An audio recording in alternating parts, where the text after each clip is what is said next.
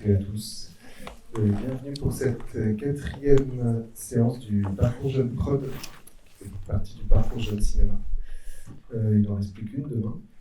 Et demain, ce sera la carte blanche à la société Petit Chaos qui a l'an dernier remporté le prix de la production émergente. Et donc, les deux producteurs, Julien Graff et Thomas Hakim, viendront présenter 3 films et ensuite, discuter avec vous de leur façon de produire et des films. Éventuellement, si vous le souhaitez, ce sera vraiment un échange autour des films.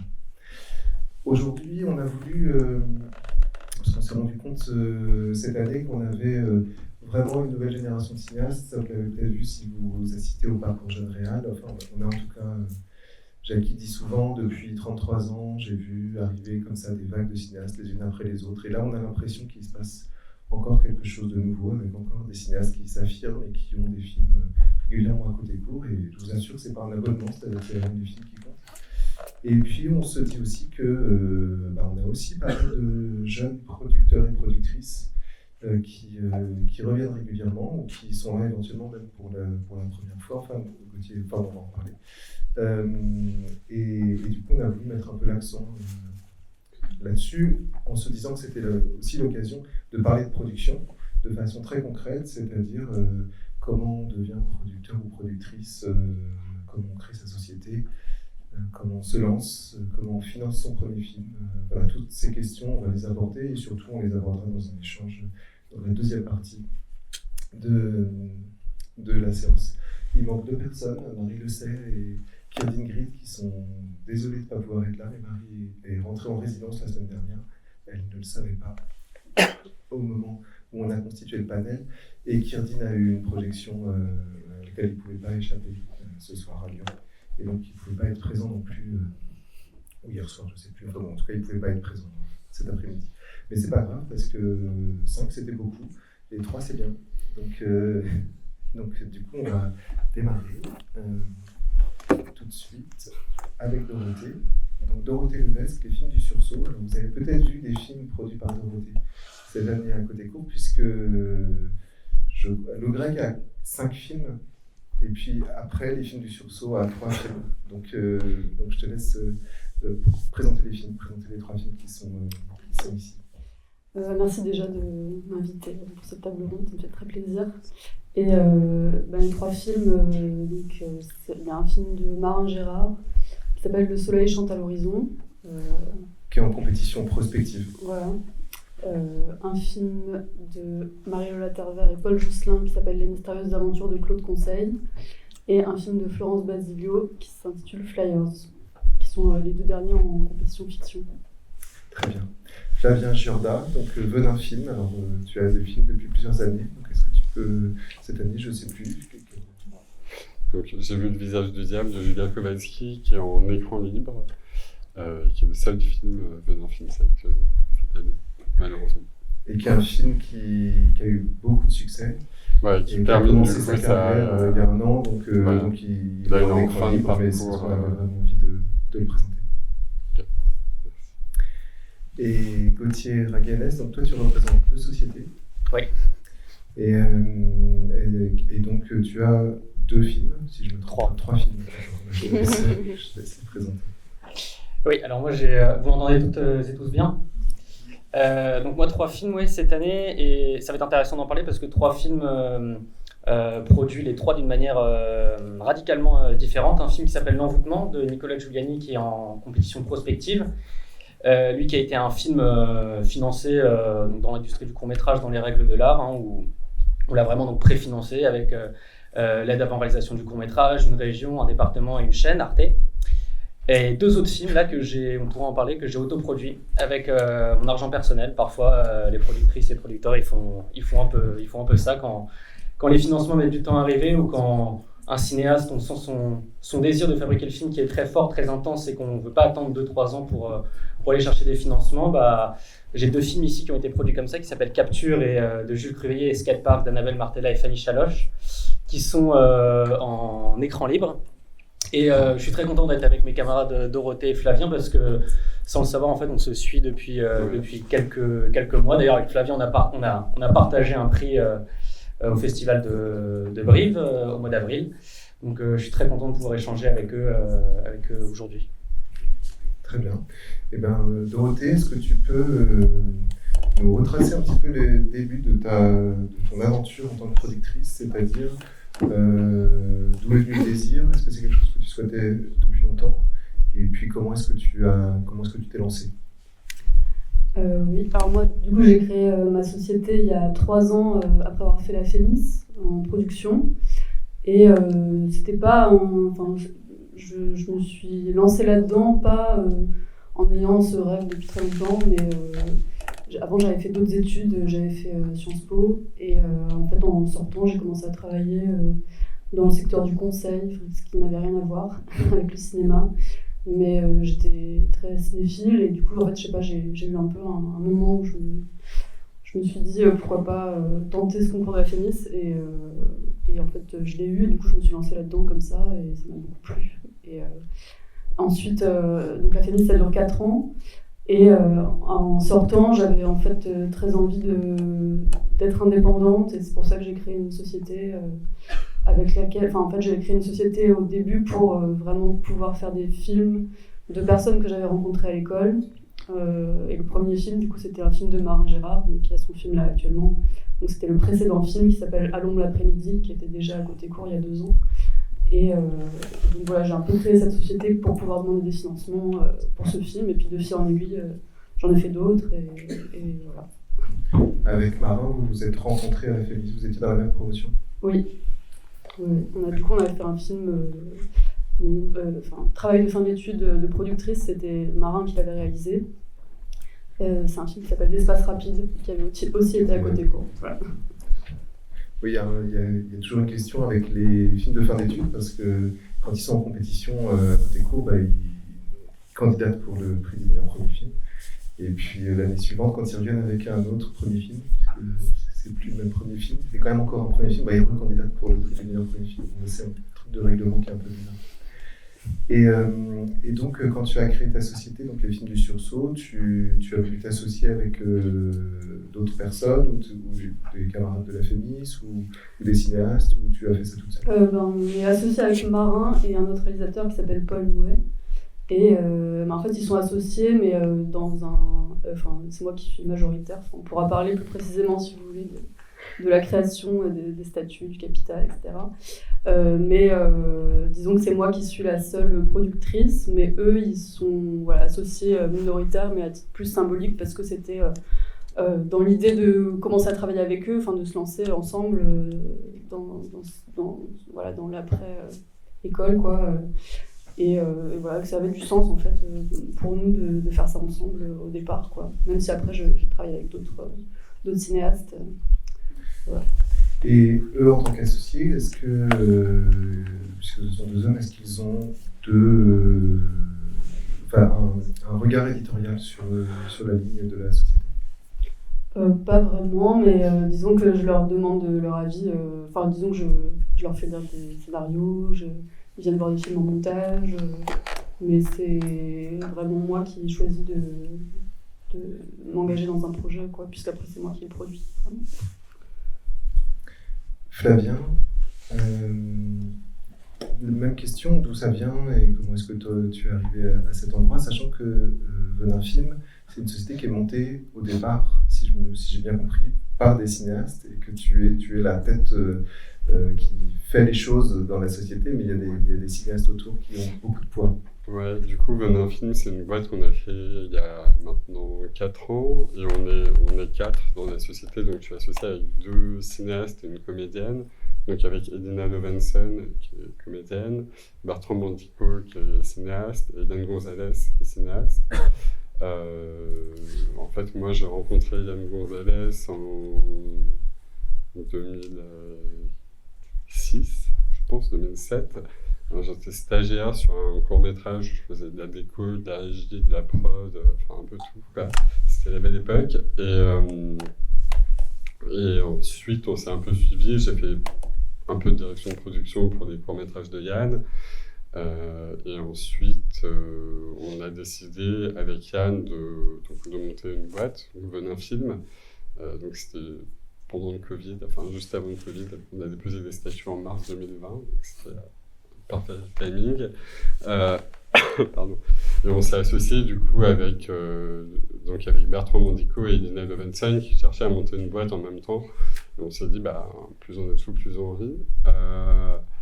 Voilà, un petit peu d'histoire. Et on est, pour le coup, contrairement à Dorothée, on est vraiment 25-25-25 dans les statuts. Après, bien entendu, tout l'aspect administratif et financier, c'est plutôt moi qui gère parce que je sais faire ça. Sur le choix des films, en fait, la boîte est un peu scindée en deux, dans le sens où Yann et moi cherchons à développer des jeunes cinéastes et Bertrand et Elina font leurs propres films au sein de la société. Donc c'est à la fois collégial, enfin on discute, on réfléchit ensemble de la direction qu'on va prendre notre catalogue, enfin notre ligne éditoriale. Et à la fois, il y a vraiment Yann et moi qui travaillons d'un côté, Bertrand et Elina qui travaillent de l'autre, et on se retrouve parfois.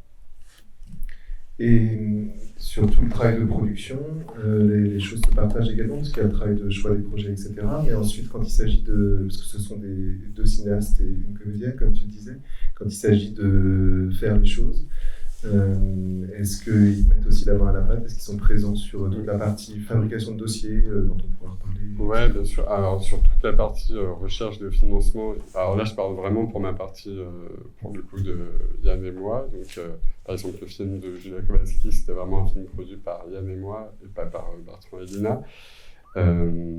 Sur les dossiers, tout l'aspect financier, c'est plutôt moi qui gère parce que parce que j'aime bien ça, bizarrement, faire des devis et des planifies.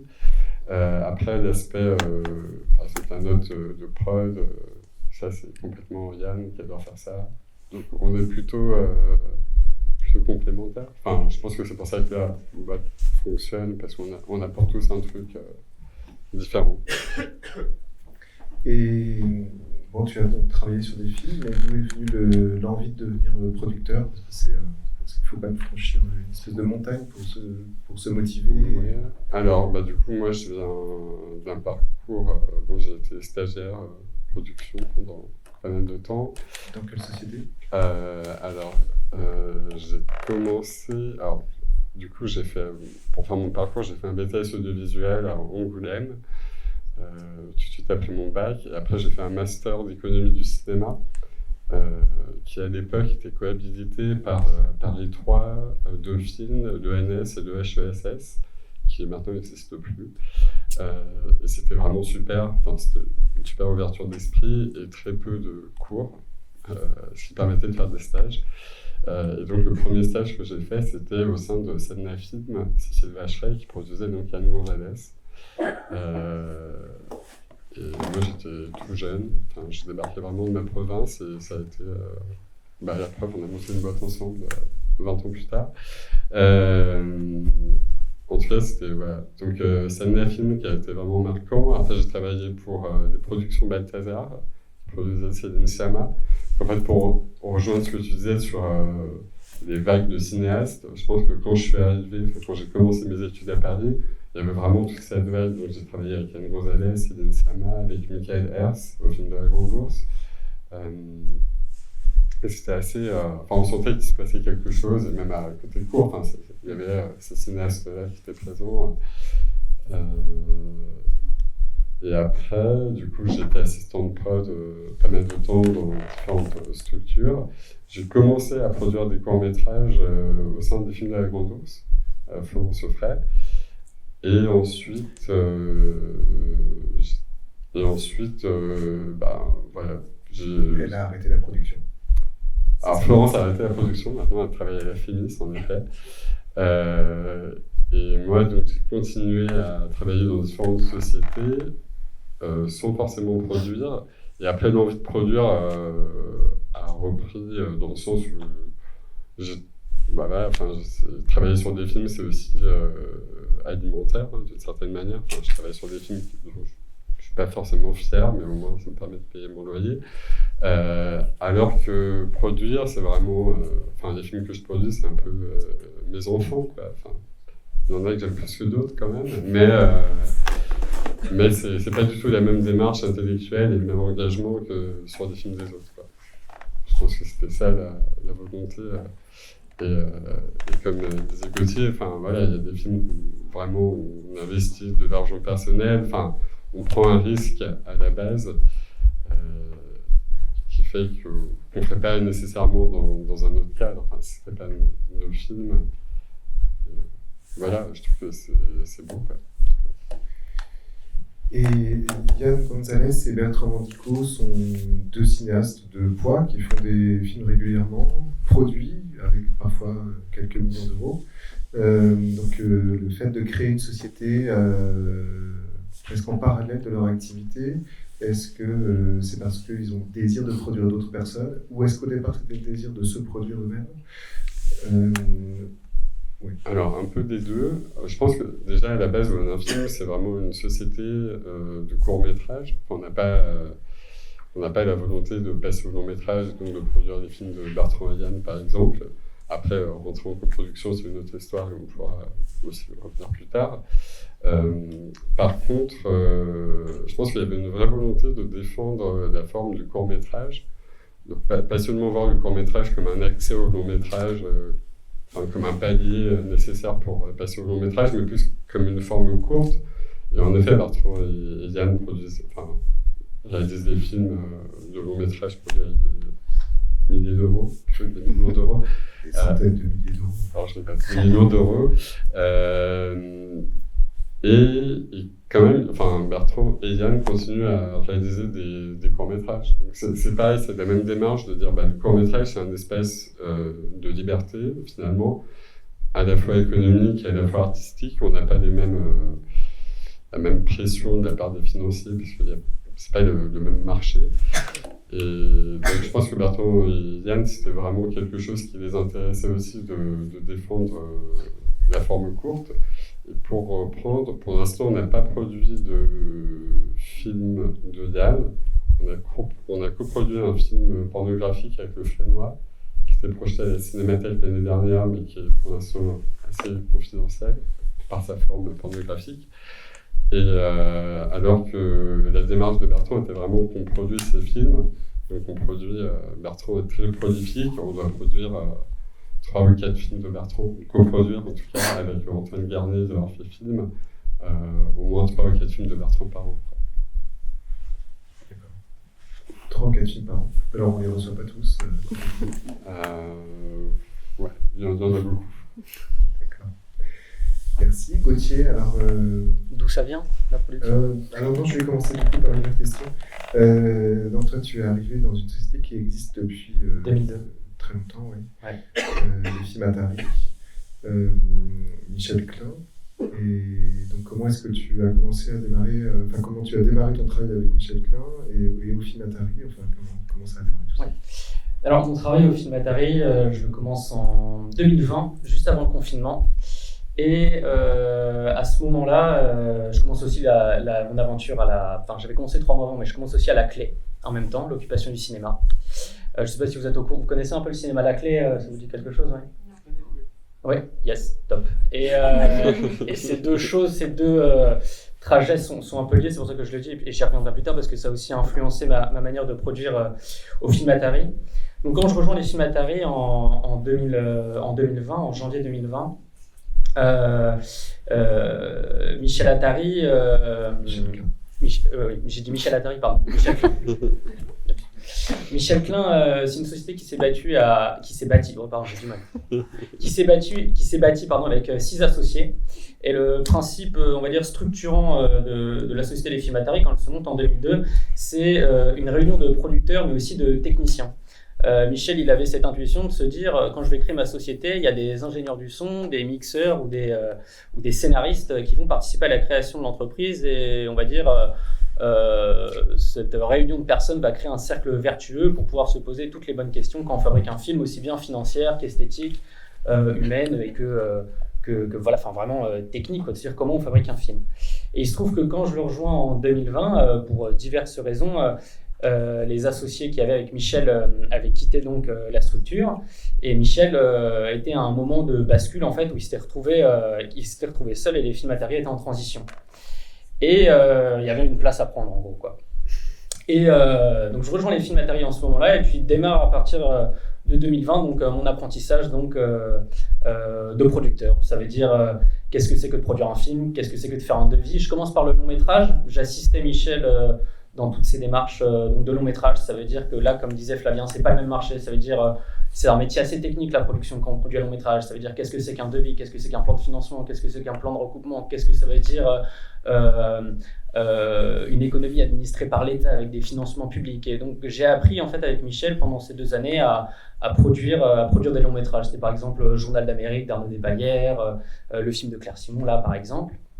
Et en parallèle de cet apprentissage-là, de comment on finance un film de long métrage, j'ai ramené en fait, on va dire une partie de l'identité d'Atari qu'il y avait à ses débuts, qui était la production de courts métrages. Et j'ai commencé donc à produire mes premiers courts métrages financés à Atari. Et le premier sur lequel j'ai commencé à travailler, c'était L'Envoûtement de Nicolas Giuliani. Je commence à travailler dessus en 2020. Et comme Michel en fait n'avait pas vraiment le temps de produire du court-métrage, parce qu'on pourrait y revenir, mais le court-métrage, il n'y a pas de marché du court-métrage, ça reste un peu, même si je suis d'accord avec toi Flavien, qui a vraiment ce geste de faire du court-métrage, une société ne peut pas entièrement vivre sur du court-métrage, donc Michel s'occupe exclusivement du long-métrage. Et moi, dans ce versant donc, recherche et développement, il n'y a rien de péjoratif quand je dis ça. Moi aussi, j'ai donc appris à devenir producteur, entre guillemets, à faire corps sur un... Pardon. Hop. Mais vous m'entendez comme ça, sinon, quand je parle Non, mais non, ça marche pas. Ok. Pardon, excuse-moi, Dorothée. Et donc, moi aussi, en fait, j'ai appris à produire du court-métrage, en fait, en même temps, mon apprentissage de production de long-métrage, ça m'a permis de mettre la main à la pâte et de produire un peu ce que je voulais, et c'est une grande latitude pour pouvoir produire les cinéastes un peu de ma génération, que j'avais rencontré au sein de l'occupation du cinéma La Clé. Et donc, en parallèle, tu as décidé de monter une autre structure. Alors, je ne sais pas quel type de structure c'est. Est-ce que c'est une association, c'est une SARL en fait classique. Et en fait, au film Atari, disons qu'il y a cette... on adore produire des films, il y a cet impératif évidemment d'aller financer les films quand même, d'aller trouver de l'argent sur les films, et ça demande un temps très très long, même pour le court-métrage. Pour vous donner une idée, L'Envoûtement, je dépose mon premier dossier en mars 2020 à la région Nouvelle-Aquitaine. Je tourne le film en 2022 et je montre pour la première fois le film à Clermont-Ferrand, là en février 2024. C'est-à-dire qu'il y a 4 ans pour faire un court-métrage. C'est-à-dire que je commence, j'ai 24 ans, et je montre le film pour la première fois, j'en ai 28. Nicolas, il commence, il a 35, il le monte à 39. Enfin, vous voyez un peu l'idée, ça met du temps, quoi. Énormément de temps. Donc en fait, même pour le court-métrage qui devrait être cet espace de désir, d'être rapide, de vite faire ses premiers pas et de vite s'éprouver en tant que cinéaste, en tant que producteur, ça met du temps. On pourra en reparler, enfin, le court-métrage, c'est aussi une industrie qui s'est énormément professionnalisée, je trouve. Ça a ses qualités et ça a aussi ses défauts. Et pour revenir sur mes pattes, si je parlais de La Clé, c'est qu'à La Clé, avec les camarades, on avait monté une petite fabrique de films qui s'appelait le Studio 34. Je ne sais pas si vous en avez entendu parler aussi. Et en fait, au Studio 34, le principe, il était simple. En fait, comme on avait, on va dire, cette épée de Damoclès au-dessus de notre tête qui était l'expulsion, on s'était dit, on veut quand même matérialiser notre rêve de faire une fabrique de films et permettre à des jeunes cinéastes de faire leur premier film. On s'était dit, on est énormément, et on a eu un peu cette intelligence du pauvre, entre guillemets, de vite s'organiser, et on s'est dit on n'a pas d'argent, on a très peu de recettes le soir, où toute la recette qu'il y avait, elle allait pour payer les avocats pour pouvoir nous défendre. Et on s'est dit on va mutualiser tous nos moyens techniques, et on va faire en sorte de faire des films avec uniquement ça. Et c'est-à-dire que dans le Studio 34, il y avait des gens qui étaient ingé son, chef op, on avait tous les corps de métier réunis, et on s'était dit avec cette force-là du collectif, on va produire des films. Et ça nous avait permis de produire des films en moins d'1 an, par exemple. C'est-à-dire qu'on commence l'écriture d'un film en février 2021. En juillet 2021, par exemple, Tutto a Posto, qui était présélectionné au César. Je peux dire le titre en entier. Ouais, Tutto a Posto, Gioia Mia, mais j'ai pas un très bon accent italien, c'est pas... Mais par exemple, ce film-là, on l'avait fait en 6 mois. Et en fait, ça nous permettait, le Studio 34, d'être très très proche de notre désir rapidement et de vite pouvoir créer.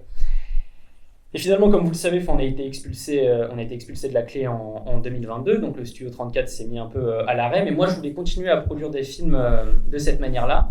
Et surtout, ce que je voyais, c'est qu'avec mes cinéastes qui avaient au film Atari, dont je produisais les courts-métrages et qui étaient sur des temps très longs, je me suis dit, mais au lieu de ne rien faire parce que c'est très long, et même mes cinéastes, je les voyais un peu s'ennuyer, croupir. C'est très dur quand tu es cinéaste d'attendre les financements, parfois 6 à 8 mois.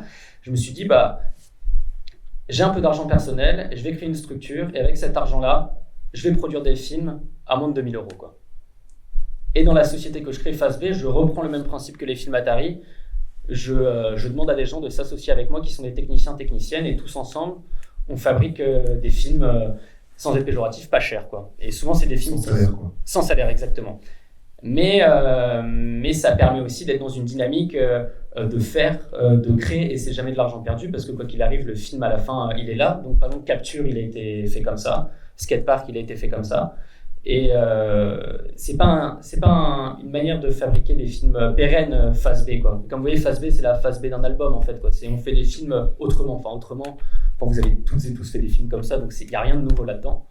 Mais ça permet d'être dans une dynamique de proposer à un cinéaste ou une cinéaste entre 2 films financés, de pouvoir faire un film dans cette manière-là, rapide. Mais c'est sûr que faire un film comme ça, c'est sûr qu'on ne va pas pouvoir faire 15 travelling, on ne va pas pouvoir embaucher 15 machinaux. On est obligé de faire des films très... pardon du terme, mais très rossellinien, quoi. On est obligé de herzogien, on est vite obligé d'aller sur le terrain, on est vite obligé d'aller prendre ce qu'il y a là en face de nous, quoi. Donc Phase B, c'est une société qui est juste vouée à proposer à un ou une cinéaste dans leur vie un type de film pour continuer à raconter ce qu'il veut raconter, c'est une histoire. Et comment tu partages ton temps entre les deux, du coup?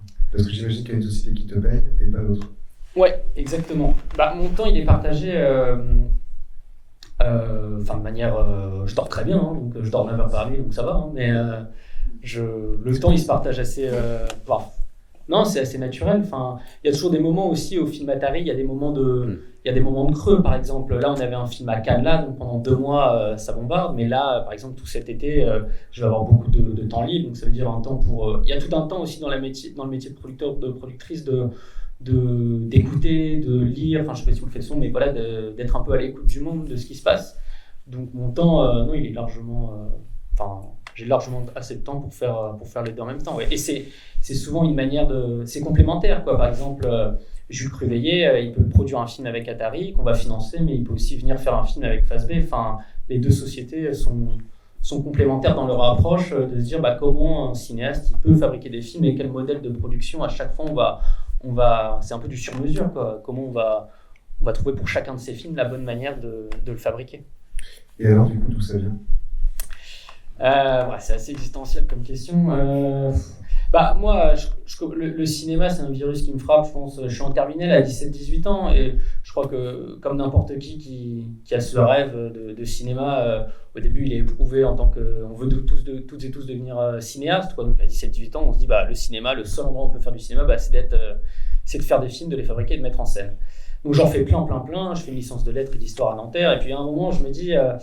pour le bien de l'humanité, vaut mieux pas trop que je touche à une caméra parce que les films étaient vraiment nuls, quoi. Mais quand j'arrive à Paris 8, je vois qu'il y a toute une fourmilière de cinéastes qui ont plein d'histoires à raconter, ça fait plein de films. Et je me dis, je vais tester l'image, je tente le son, je tente d'écrire, je suis nul partout, quoi. Et je tente vraiment tous les métiers, je me dis, mais mince, où est ma vraie place là-dedans? Et donc en fait, mais j'avais ce côté un peu scout, entre guillemets, quoi, de toujours vouloir foncer, d'aller fabriquer des films et d'aider les copains, copines. Et à un moment, je me dis, la somme de toutes ces incompétences-là, ça se transforme en une grande qualité, c'est d'aller être cette personne qui allait aider les cinéastes à mettre au monde leurs films. Donc sans me dénigrer, c'est ce truc qui fait que j'étais nul, un peu dans tous les corps de métier, j'étais un peu nul. Et un endroit où j'étais bon, c'était d'organiser le tournage d'un film, d'accompagner un cinéaste en pensée, de l'aider à rebondir, de lui donner du rythme, de lui donner du mouvement, de pouvoir penser avec lui le film. Je dis souvent qu'un film, on le fabrique avec un ou une cinéaste, mais on regarde le même objet, mais on n'est pas du tout à la même place, quoi. Et c'est vraiment ce tandem-là qui, à la fin, permet au cinéaste de réaliser son film, quoi. Et moi, je trouve que c'est un magnifique métier, la production, parce que c'est vraiment cette notion, comme disait Flavien, vraiment de mettre au monde. Et ces mots-là, mettre au monde, c'est quelque chose qui me parle beaucoup, quoi. De matérialiser une idée dont tout le monde n'en a rien à faire dans la tête d'un cinéaste, donc dire ça doit exister, ça doit être mis dans une salle de cinéma, ça doit être regardé, et c'est important de mettre la lumière sur ça, quoi. Donc ça vient de là, quoi, tout simplement. Merci, Dorothée. Est-ce qu'il y a un moment où tu t'es dit je suis productrice? Enfin, quand est-ce que tu as ressenti ce sentiment? Enfin, est-ce que c'est avec le premier film? Est-ce que c'est avant le premier film? Est-ce que c'est en créant la société? Est-ce que c'est en sortant de l'école? Enfin, En tout cas,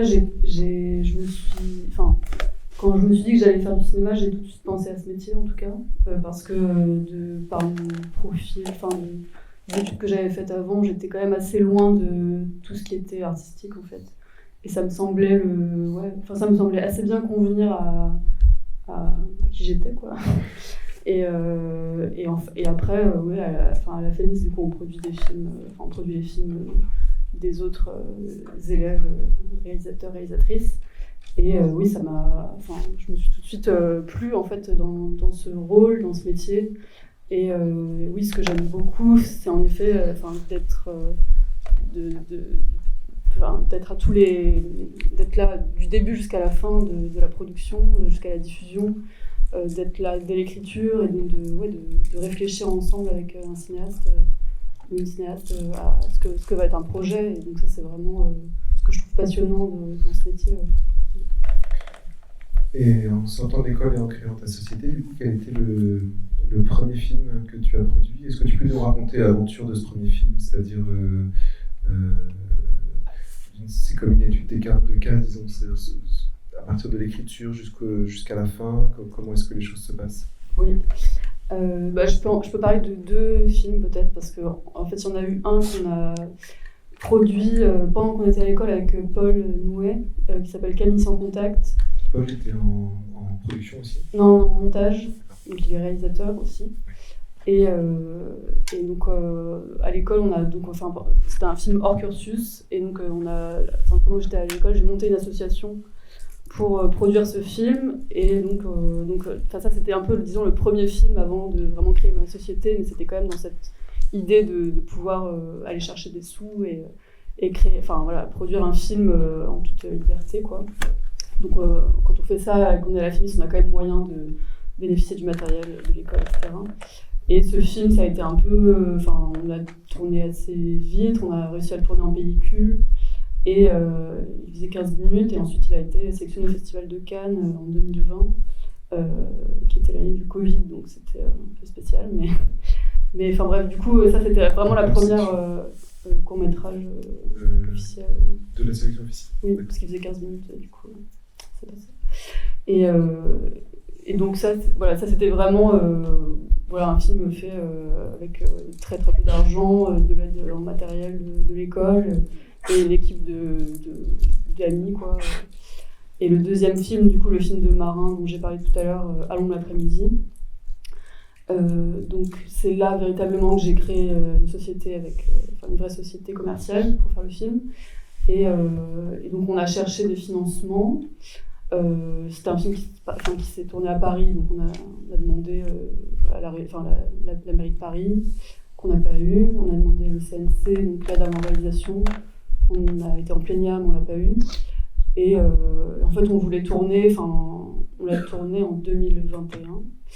Et on voulait tourner, quoi. On n'avait pas envie de, disons qu'en juin 2021, on a eu la réponse du CNC qui était négative, et on s'est dit, bon, on a envie de tourner, là. On était un peu prêt à tourner dans notre tête en juillet, quoi. Mais on n'avait pas d'argent, si ce n'est quand même le capital que j'avais mis dans la société, qui était quand même de 10 000 €, donc c'est pas rien. Et en fait, là, j'ai contacté un producteur qui s'appelle Emmanuel Chaumet, en lui disant, parce qu'il m'avait contacté à un moment, parce qu'il avait vu Camille sans contact, et il m'avait dit qu'il avait bien aimé, j'avais eu un premier contact avec lui, et je savais qu'il avait des caméras, et donc je lui ai demandé si je pouvais lui emprunter une caméra, et il me l'a prêté, il m'a prêté du matériel, Il y a un autre producteur qui m'avait contacté après la Fémis parce qu'il avait aimé le film qu'on avait fait avec Marin avant.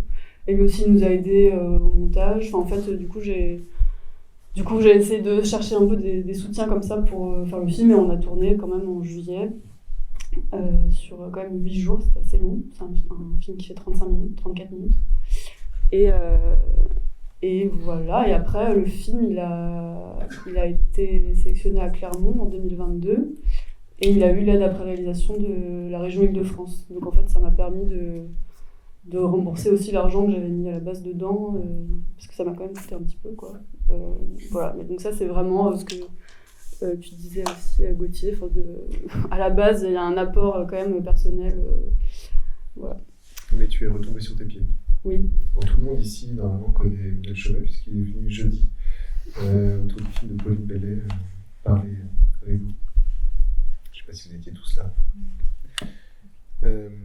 Et est-ce que immédiatement tu as produit plusieurs films en même temps, développé plusieurs films en même temps, puisque l'activité de production, c'est pas comme une activité de cinéaste. Quand on est cinéaste, on peut avoir éventuellement plusieurs projets en même temps, mais c'est quand même très difficile de mener, de se séparer comme ça entre 2 ou 3 projets. En tant que producteur ou productrice, on est obligé.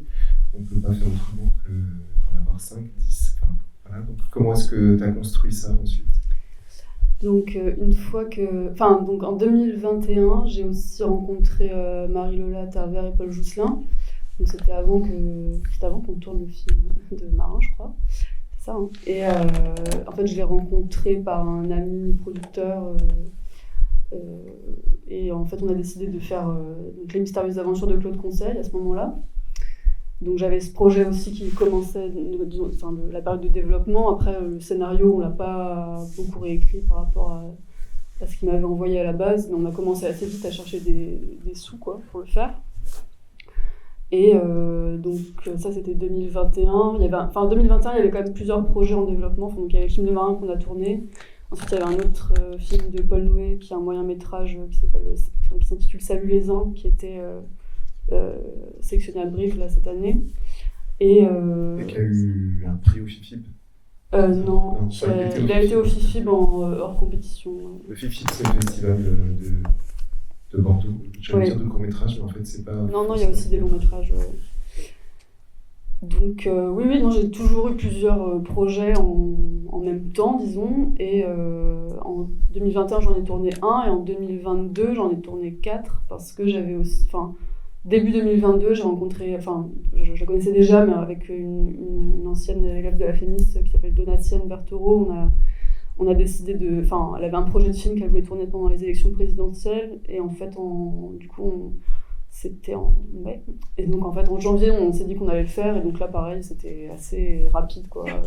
Donc, il y a eu ça, et fin 2021, il y a un ancien élève de Louis Lumière qui s'appelle Louis Douillet qui m'a écrit parce qu'il avait vu justement les films de Paul, de Marin, et on a décidé de faire un film ensemble aussi, et on l'a tourné celui-là et lui sortait de Louis Lumière, donc il avait quand même moyen d'avoir du matériel, et on l'a tourné aussi sans même demander des financements, on l'a tourné en mai.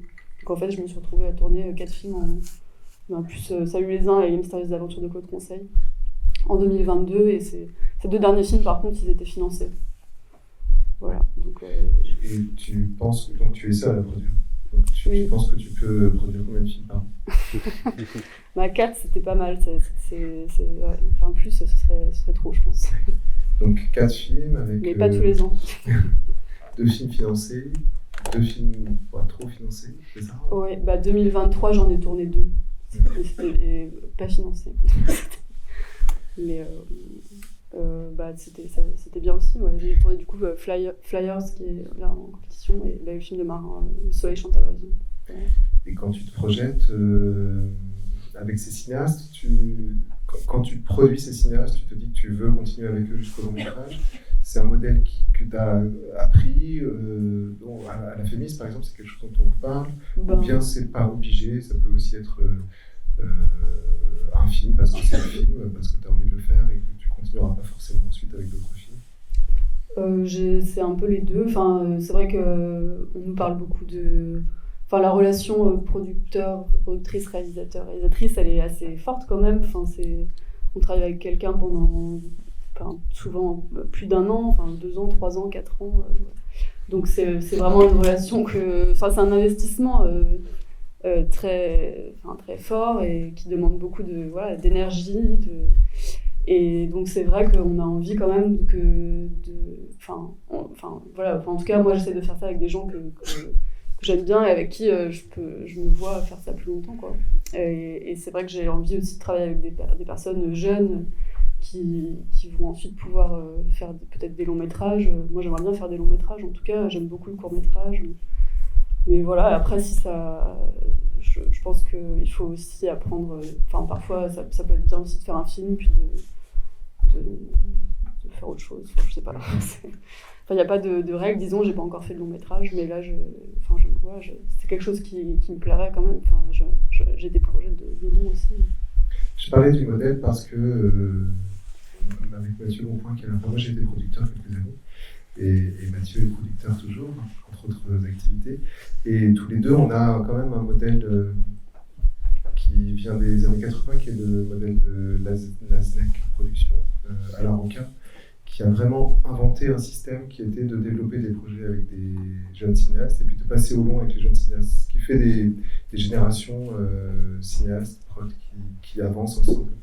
Modèle qui a très bien fonctionné pour lui, qui ne fonctionne pas toujours en fait, ça ne marche pas à tous les coups, et souvent, moi j'ai produit plein de films de gens qui ont fait des longs avec d'autres personnes, et puis j'ai produit des longs avec des gens qui n'avaient pas fait du cours avec moi, et en fait finalement il n'y a pas de règles. Mais bon, en tout cas, ce modèle il a été très ancré en nous pendant toutes les années 2000, et peut-être un peu après même. Je pense que aussi maintenant ça existe, c'était pas du tout le cas avant, c'est-à-dire qu'avant 85 en gros c'était quelque chose qui n'existait pas en fait, et les prods qui faisaient du long ne faisaient pas de cours, pour schématiser. Flavien, de la même manière, est-ce que tu peux nous raconter l'aventure du premier film produit avec Venin Film et un peu son parcours aussi du développement jusqu'à l'exploitation. Alors si c'est pas le premier, que c'est le deuxième, c'est pas grave, mais en tout cas un film un peu emblématique. En fait, du coup, il y avait 2 films. Donc on a monté la boîte en mars 2020, il y a eu le confinement, etc. Pendant ce temps, en fait, on avait déjà, avant de monter la boîte, Bertrand avait déjà tourné un film pendant les vacances. Et du coup, le film était en post-prod et a été sélectionné donc, au Festival de Venise en septembre. Donc, qui a été notre premier film officiel, mais qui était déjà tourné pareil en fonds propres. Et parallèlement à ça, on développait un film d'un réalisateur brésilien, mais qui vit aux Pays-Bas, qui s'appelle Bernardo Zanota, qui a été monté par Paul Nouvel, qui travaille avec Dorothée, et sur lequel, pareil, on a investi en fonds propres, qu'on a tourné en pellicule également. Enfin, pour l'instant, on a 90% de nos films, on les a tournés en pédoche. Et du coup, ça a été un peu nos 2 premiers films de l'année 2020, donc le film de Bernardo et Agofid à Marseille l'année d'après, et a reçu l'aide après la réalisation de l'Île-de-France aussi, ce qui nous a permis de rembourser un peu tout l'argent qu'on avait mis dedans. Et le film de Bertrand a eu une carrière en festival qui était plutôt chouette, et pour reprendre aussi ce que disait Dorothée, l'importance des festivals pour les courts-métrages, et en tout cas pour la visibilité d'une société et d'une île, c'est heureusement qu'il y a côté court, Cannes, Le Cardo, Venise, etc. Donc ça a été vraiment nos 2 premiers films, donc financés pour le coup en fonds propres de la société. Voilà. Et en parallèle, du coup, on développait des films. On a forcément un système un peu comme Gauthier avec ces 2 sociétés. Nous, c'est au sein de la société, on a un système Robin des Bois, dans le sens où il y a des films mieux financés qui permettent de prendre des risques sur des films moins financés, et on arrive à jongler comme ça. Pour l'instant, la prise de risque a plutôt été payante, parce que du coup, il y avait le film de Bernardo qui a été aidé par l'Île-de-France après réalisation. Il y avait le film de Jean-Sébastien Chauvin qu'on a aussi produit en fonds propres, qui a eu le Grand Prix Aplentin Art Vidéo, Mars Exalté. Mars Exalté, qui avait du coup, pareil, qu'on a produit sans argent, mais qui a reçu l'aide après réalisation de Ciné 93, qui a été sélectionné à la Berlinale il y a 2 ans. Donc voilà, pour l'instant, la prise de risque marche plutôt bien. Et à côté de ça, on finance des films, donc le film de Julia Kowalski, J'ai vu le visage du diable. Il n'était pas méga financé, mais il y a eu l'aide avant réalisation du CNC, mais il n'était pas accompagné de télé ou de région. Voilà. Et les projets, j'ai l'impression qu'ils se déclenchent assez rapidement. Est-ce que ça veut dire que vous ne prenez pas forcément le temps de faire la tournée des guichets avant de lancer le film en production? C'est un petit peu, pour retrouver Dorothée Gossier, il y a la question du désir et du fait que produire un court-métrage dans les règles de l'art, ça prend autant de temps que produire un long-métrage maintenant, pour passer tous les guichets. Donc typiquement, le film de Julia, qui est quand même un film à part dans notre filmographie, mais on a eu le CNC, les télés nous ont tout de suite dit non, et on a dit on y va avec le CNC. On est très heureux. Et on a tourné du coup en Pologne en janvier de l'année dernière. Et le film après, on l'a monté très vite, et il a été sélectionné à Cannes en mai. Donc le calendrier de production a été très court, mais c'est assez rare. Sinon, entre le développement, le tournage, c'est assez aléatoire, mais ça prend plus de temps, ouais. Donc en fait, il y a des films, il y a aussi un film qui était lauréat du pitch de Pantin, le film de Loïc Hobby avec 196, qui pour le coup demandait, c'est un film à moitié en prise de vue réelle, à moitié en animation. Donc forcément, il fallait qu'on aille chercher le maximum d'argent. C'est un film qu'on a fait en 3 ans, de la production jusqu'au premier festival qui était à Locarno l'année dernière. Donc, ouais, j'ai l'impression que chaque film, c'est vraiment un prototype, et la manière de produire. Il n'y a pas une règle qu'on applique à tous les films de la même manière. Je pense que les calendriers de production, c'est un petit peu pareil. Il y a des films qu'on peut monter très vite, sur lesquels on peut prendre un risque ou payer une équipe a posteriori. Il y a d'autres films qu'il faut faire de manière un peu plus classique. D'accord, merci. Gauthier, l'aventure du premier film que tu as produit toi avec Atari. Tu en as parlé un peu tout à l'heure. L'envoûtement, il y en a qui l'ont vu, l'envoûtement, dans la salle ou non? Yes. Moi j'ai vu, c'est super. Non, mais je vais parler de celui-là alors parce que il est amusant. Donc en fait, vous voyez, c'est un film de fiction qu'on a tourné dans un ESAT, donc un établissement de service d'aide au travail pour des personnes en situation de handicap.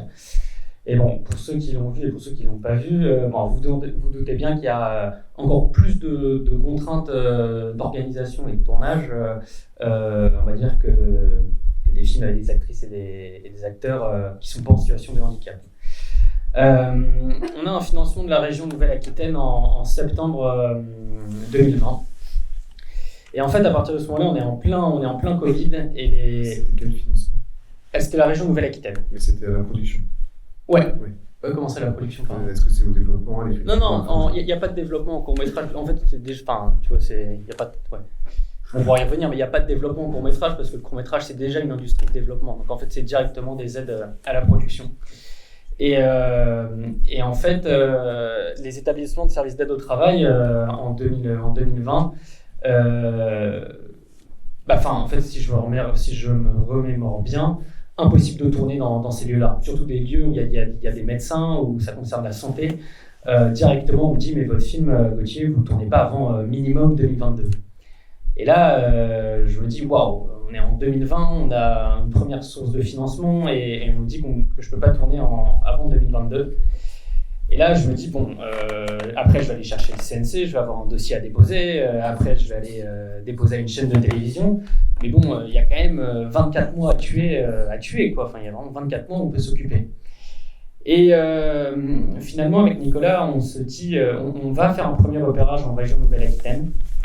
Et on va en Dordogne. Vous savez qu'on a un financement d'une région, automatiquement on a ce qu'on appelle des bureaux d'accueil des tournages, qui sont affiliés à des départements et qui directement nous appellent pour nous proposer, ils ont lu le scénario et ils nous appellent pour nous proposer des coins où on peut tourner.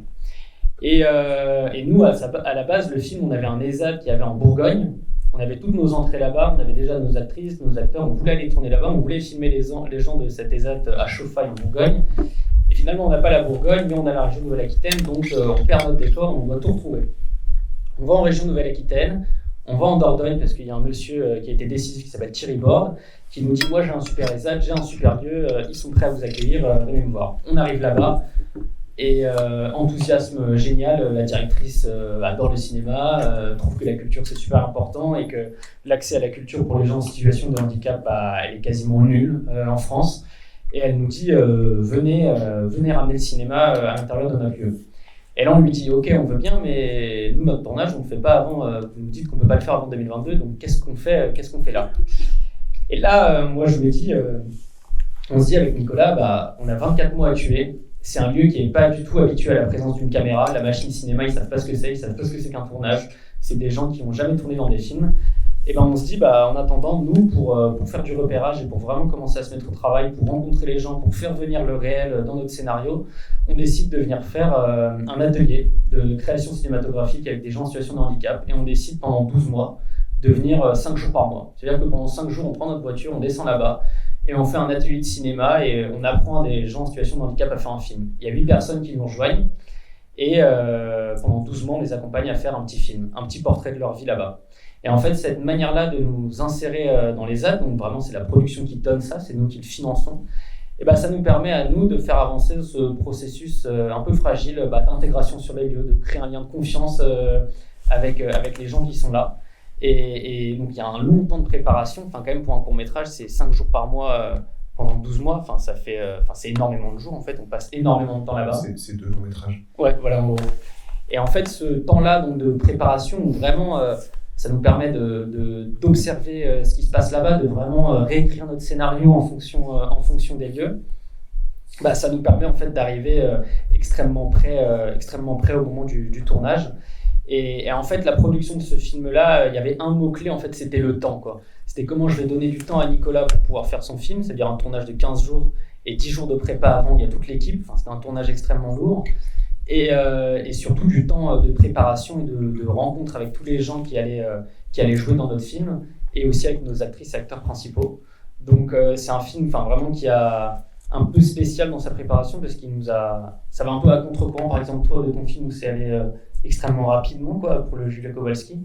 Nous, on a vraiment pris le temps et c'était une lenteur qu'on désirait vraiment, quoi. Et d'ailleurs, le film, il est lent en soi, il y a un rythme qui est dingue, mais le rythme du film et la forme du film, elle coïncide avec le temps que nous aussi on a mis à le préparer, quoi. Tout ça pour moi c'est vraiment lié. Et en fait ce temps-là, ce qui est très intéressant, c'est que le temps qu'on a pris pour pouvoir fabriquer ce film-là, en fait ça nous a permis, j'ai l'impression, d'être plus fort qu'on est allé chercher des financements. Je sais pas si pour vous c'est pareil, mais moi je me dis à chaque fois qu'on va chercher de l'argent, c'est assez malthusien comme système parce qu'il y a énormément de demandes et il y a très peu de gagnants à la fin. Nous, à chaque fois, on montrait qu'on était avancé dans tous nos dossiers, on montrait qu'on était à 2 doigts de tourner. Et quand on montait le dossier, on ne le disait pas de manière explicite comme ça, mais on disait on a tout et il manque plus que vous, quoi. Et on a nos actrices, on a nos acteurs, on a nos lieux, on montrait toutes les photos, on montrait les partenariats qu'on avait fait localement sur place. Et à la fin, je pense que cette manière-là de produire le film, elle a été assez vertueuse, ouais. Mais c'était quasiment une prépa de long métrage, quoi. C'était assez lourd, énormément d'argent investi en prépa, quoi. Et donc 60 jours de tournage Non, 60 jours de prépa. Ah pardon. Non, 15 jours de tournage. 15 jours de tournage, ouais. Pardon, je croyais que le tournage, ouais. Excuse-moi. Mais sur les formes comme ça qui sont un peu hybrides, on peut aussi avoir des tournages extrêmement longs. Ouais. Et je me posais la question, du coup, si des fois le film avait dépassé 1 heure, alors que le financement était au départ un financement de court-métrage, qu'est-ce qui se serait passé ?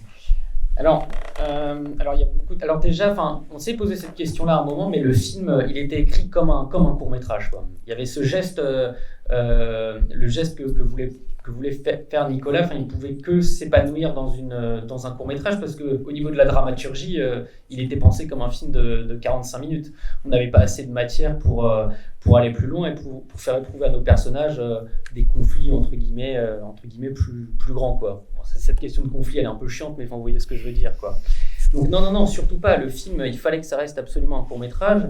Et surtout cette question du passage au long-métrage avec un financement de court-métrage, ça pose tout un tas d'autres questions stratégiques, qui est la question d'un agrément pour pouvoir, vous savez, tout le financement du cinéma français au long-métrage, il est encadré par le CNC, par la question de l'agrément. L'agrément, c'est une espèce de réglementation patriotique qui veut dire que les films d'initiative française sont produits en France, et on montre que le film a été produit en France, on montre que l'argent public qui a été investi dans notre film, il a bien été dépensé en France. Ça donne accès au financement. Ça donne accès au financement. Et surtout, ça permet de déclencher toute la chaîne de fonds de soutien qui permet à toute notre industrie de vivre.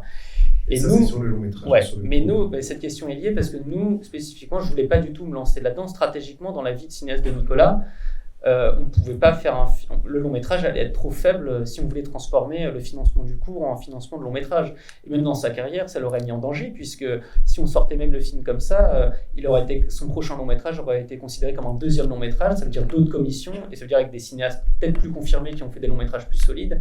Donc cette question du passage au long métrage avec un financement d'un court, je sais qu'il y a des producteurs qui le font, donc Emmanuel Chaumet, ou il y en a beaucoup qui l'ont fait, par exemple avec Martin Jova, je crois que son premier long métrage c'est ça, mais moi je voulais surtout pas faire ça, parce que même ça allait même me demander une tambouille administrative, juridique et financière qui allait vraiment à terme desservir le cinéaste. Donc une nouvelle fois on a fait le choix de prendre notre temps, de faire un vrai court métrage et ensuite d'aller vers le long métrage, mais avec un projet plus adapté.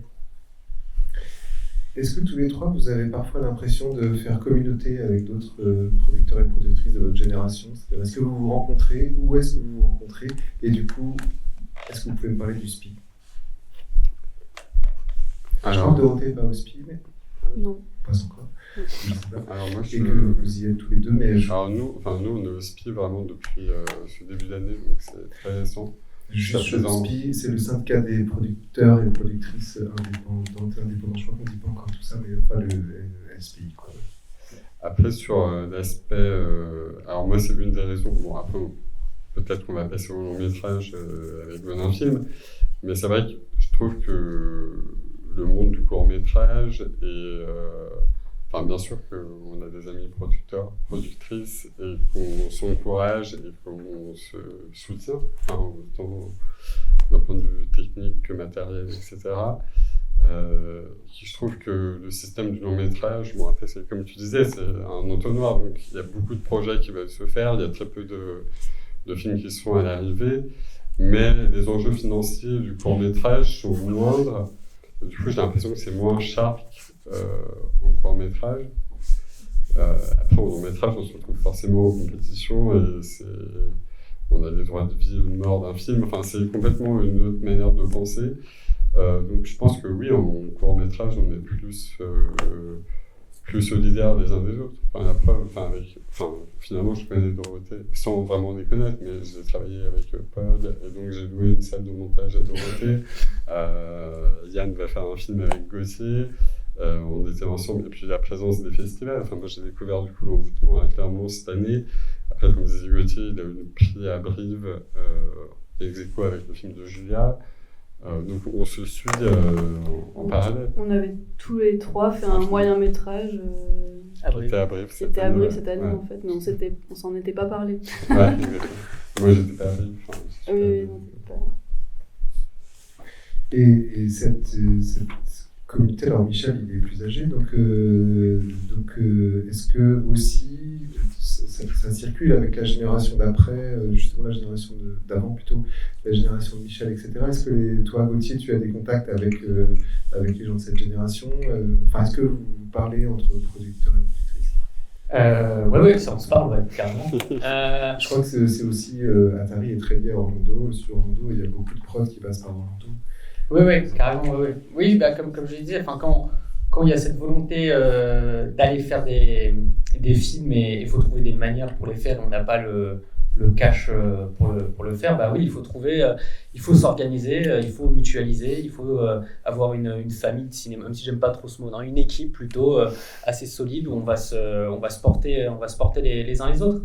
Mais moi, ce que je me dis souvent, c'est que le cinéma, c'est toujours une affaire de génération avec des gens qui, à un instant T, se rencontrent et vont se porter pour faire les films et se donner des coups de main, ensemble.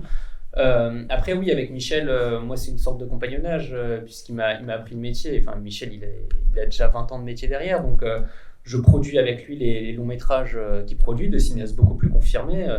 Ça va être Claire Simon, Arnaud Despalières.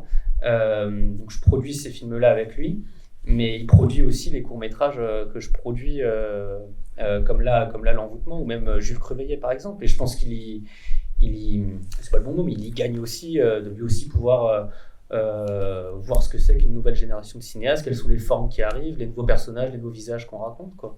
Donc oui, il y a beaucoup de circulation la parole circule, ouais, carrément, même plus que la parole, enfin même une entraide et ça fait un peu communauté, quoi. Peut-être une dernière question, vous vous déplacez beaucoup en festival. Est-ce que c'est uniquement pour accompagner les films que vous produisez, ou est-ce que c'est aussi stratégiquement pour aller repérer les cinéastes? Oui, là, récemment c'était surtout pour accompagner les films, mais c'est 2 en 1, Oui, quoi. parce que ça cartonne. Mais non, mais disons que oui, c'est évident que c'est intéressant d'aller à Clermont-Ferrand, côté court, je veux dire, même si on n'a pas de film sectionné, pour voir des courts-métrages quand on en fait, ouais, c'est sûr. Il y a énormément de festivals de courts-métrages, mais c'est vrai qu'il y en a quelques-uns qui sont très importants et auxquels j'irai même si j'ai pas de film, quoi. Oui, moi pareil. C'est vrai que là, cette année, on a produit beaucoup et du coup, je suis allé très peu en festival, mais comme Dorothée, il y a des festivals hyper importants que j'ai raté cette année. Je suis juste allé à Clermont et du coup à Pantin, et à Cannes. Mais oui, non, c'est hyper important je pense, de continuer à aller en festival et de voir. Alors moi, je suis déjà en plus de notre génération que Dorothée et Gauthier, mais de continuer à voir ce qui se passe et les figures émergentes et les technologies, tout, quoi. Non, moi j'étais un peu orgueilleux. Avant, je me disais toujours, si j'ai pas de film, j'y vais pas, quoi. Mais là maintenant, avec mes films qui sont pris, je commence à revenir un peu sur mes pas et me dire que c'est des lieux très importants même, où il y a même une atmosphère déjà d'amour du cinéma, quoi, qui est là, quoi. Et toutes ces rencontres informelles et ces discussions qu'il y a autour des films, c'est le prolongement de la production, quoi, de la fabrication des films. Donc ouais, c'est très important et je pense que je vais prendre encore plus goût à l'avenir de passer du temps et juste de flâner, de voir des films de cinéastes dont j'ai entendu parler et dont j'ai envie de voir les films. Ouais. Merci. On va passer aux questions de la salle, si vous en avez. Il y en a une. Bonjour, moi j'ai plusieurs questions, on aura combien en vrai? La parole à 12. Comment? Non, j'ai dit 12, mais non, pas trop, un petit peu, quoi. Maintenant, ça dépendra des réponses. Okay. On va jusqu'à l'épuisement des questions, il est 14h39.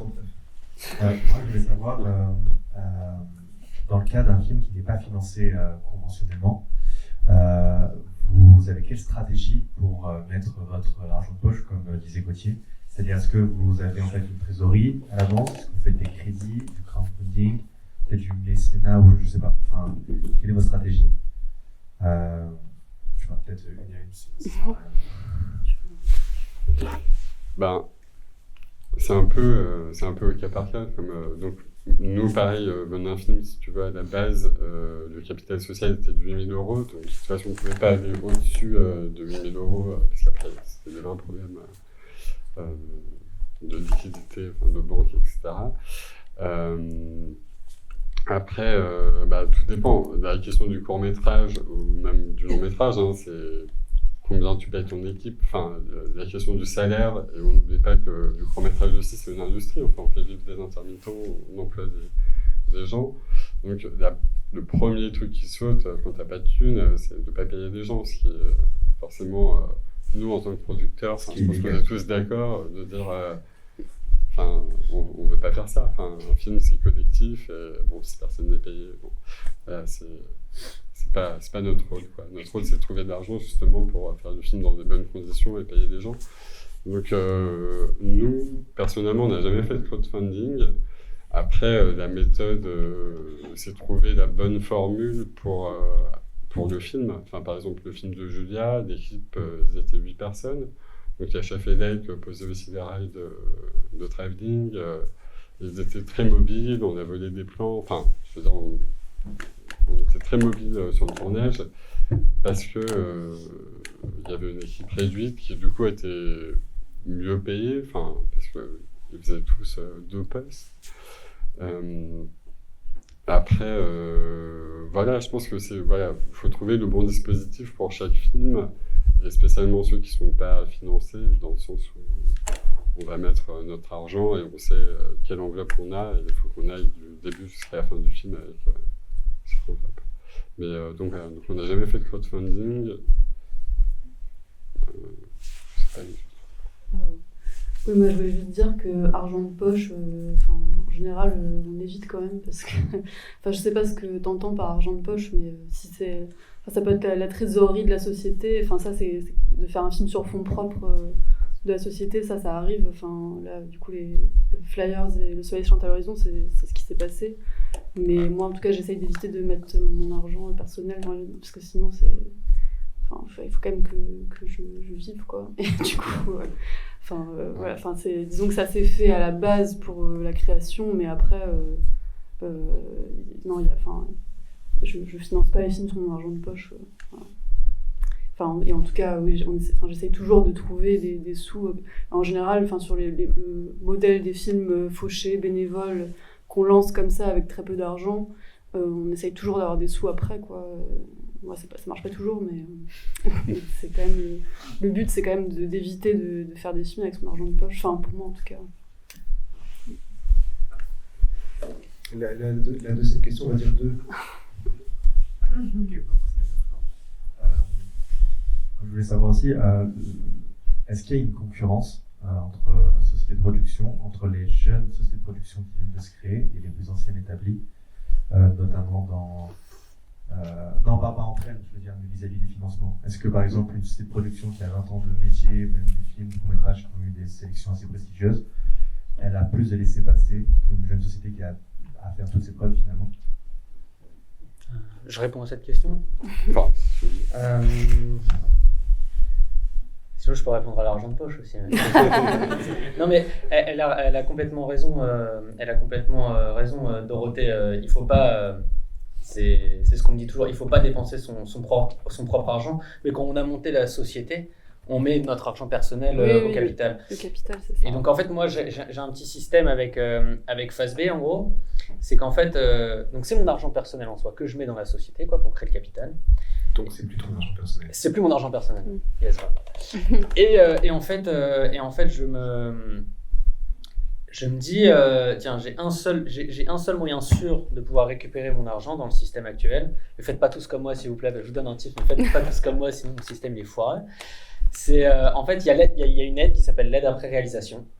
Et en fait, on y est éligible si notre film il a été pris dans un festival de classe A. Un festival de classe A, c'est côté court, c'est tout ça. Catégorie 1, on dit. Catégorie 1, pardon, ouais, c'est ça. Et il y en a plein d'autres aussi, et vous connaissez cette aide bien, ouais. Et en fait, cette aide-là, disons qu'il y a une somme à la fin qui est allouée, qui est partagée entre le cinéaste et le producteur. Elle est variable il y a une amplitude entre 5 000 et 10 000. Et moi, en fait, je prends cette somme-là et je me dis, tiens, je peux, si le film est bien, récupérer mon argent comme ça. Et c'est-à-dire que je fais mon petit calcul et je me dis, tiens, je peux récupérer au maximum 3 000 euros, quoi. Et donc moi, je vais me dire, je vais faire un film avec 3 000 euros, avec l'argent qu'il y a dans la société. Je me dis, je vais essayer de le récupérer. Et sur cet argent-là, il faut faire le film, quoi. Et donc ça veut dire qu'avec cet argent-là, je vais pas pouvoir faire le Julia Kowalski, je vais faire principalement du documentaire et du film extrêmement léger, où souvent c'est un ou une cinéaste qui est avec sa caméra et avec son système son, quoi. Donc, la plupart du temps, c'est des films comme ça. Skatepark, c'est ça. Capture, c'est ça. Donc, automatiquement, cette manière de produire là des films, elle a une incidence esthétique et artistique. Je ne peux faire que des films comme ça. Quand je disais Rossellini, Herzog, c'est ça, quoi. Je vais faire que des films qui vont être comme ça. Mais c'est vraiment des films géniaux. Enfin, moi, j'adore. Mais c'est sûr que je vais pas aller faire la lune, faire Batman, quoi. C'est sûr, je peux pas. Mais au moins, il y a ça. Et donc, j'espère que ça crée un petit cercle vertueux. Je gagne pas du tout d'argent comme ça. Je peux pas en vivre. Mais comme je disais tout à l'heure, c'est complémentaire avec une autre activité de faire vivre des cinéastes. Donc voilà, je sais pas si ça répond à la question, mais c'est comme ça en fait, et ça permet de faire des films comme ça. Ouais, voilà, pardon. Et donc sur cette question-là, des sociétés plus établies qui existent depuis 20 ans, là tu parles dans le court-métrage ? Oui, à la rigueur. Ouais, dans le court-métrage. Pour le programme. Ouais, c'est sûr que des sociétés de production plus établies, peut-être qu'elles auraient, elles ont, on va dire, plus de notoriété vis-à-vis des financiers. Donc les financiers en court-métrage, il n'y en a pas beaucoup. Hein. Il y a les régions, il y a les chaînes de télévision, France 2, France 3, Arte, Canal+, mais Canal+, ils achètent plus trop. Et il y a les régions, quoi. Le CNC. Ouais, région, CNC et chaînes de télévision. Et à l'intérieur de ça, j'espère que les jeunes sociétés de production, elles ont autant de chances que les sociétés plus établies, parce que le court-métrage, c'est précisément un endroit où on permet un cinéaste de net, mais aussi aux sociétés de production. Donc j'espère vraiment que non. Enfin, il n'y a aucune hétérogénéité entre ces deux trucs-là, quoi. Ouais, vas-y. Je peux dire quelque chose qu'on a entendu quand même hier. Il y avait le CNC hier ici. Et le CNC a dit de façon très claire que c'était les projets qui comptaient. Donc finalement, peu importe l'âge de la société par rapport aux aides, à certaines des aides du CNC, pas toutes. Hein. Ouais, enfin moi je veux quand même rajouter, le CNC, l'aide avant réalisation, etc., qui est une aide du coup sélective qui est choisie vraiment en fonction du scénario, plus que de la prod. Après, il y a quand même un système d'accès d'aide au programme qui est aussi qui passe par le CNC et qui vient vraiment récompenser pour le coup un nombre de points. Donc c'est vraiment c'est les sociétés qui sont éligibles qui déposent donc un programme. Et ça, c'est une vraie question, notamment au CIPI, donc au syndicat des producteurs indépendants. Ça revient souvent sur la table parce que c'est vrai que les boîtes qui l'ont, maintenant ça devient quasiment automatique. Elles renouvellent en fait leurs points. Avec ces points, elles peuvent produire 2-3 films, tourner immédiatement, et du coup ils sont prêts pour l'année d'après. Si les films sont réussis, ils émettent des points, etc. Donc c'est vrai qu'il y a très peu de nouveaux entrants. Il faut que les films soient réussis. Il y a toujours eu 4-5 nouveaux entrants tous les ans depuis 2000. Voilà, donc le CNC essaie, je crois que cette année il y avait 3 nouveaux entrants. Ils essaient quand même de faire attention à des boîtes, donc Petit Chaos, typiquement, la boîte que vous verrez demain a été bumpée, en tout cas, ils n'avaient pas de nombre de points, mais ils ont eu cet accès coup de cœur aux nouveaux entrants. Mais c'est vrai que c'est encore un système où les boîtes établies ont plus de chances donc de tourner plus de films, etc., et d'avoir plus de frais généraux. Mais ça permet de structurer quand même aussi un peu le secteur, d'avoir cette aide qui revient et qui ah oui, non, c'est pas une critique, c'est juste... de pouvoir suivre aussi un travail avec des cinéastes qui sinon ne pourraient pas tourner. Oui, pour préciser, du coup, il y a une concurrence au niveau de cette aide parce qu'il y a une enveloppe à se partager et il n'y a que 35 boîtes qui peuvent l'avoir.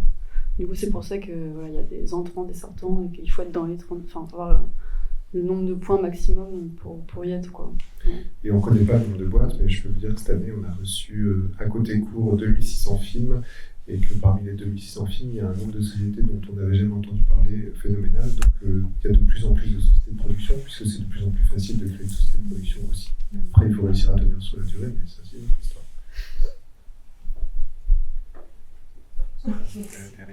Bonjour, merci. Moi j'ai une question, on n'arrête pas de dire qu'on ne vit pas du court-métrage. Qu'on ne vit pas. Qu'on ne vit pas de ça. Je voulais savoir comment faisiez-vous, quel était votre statut juridique, et est-ce que vous étiez salarié, intermittent ou juste... comment vous faites en fait? Je peux commencer. Moi du coup je me paye... Ce sera coupé de l'enregistrement. Non, mais j'ai rien à cacher. Non, mais en gros, moi, du coup, je me paye pas encore avec ma société, même si là, ça va un peu mieux, disons, depuis janvier. Mais je me suis pas encore payée.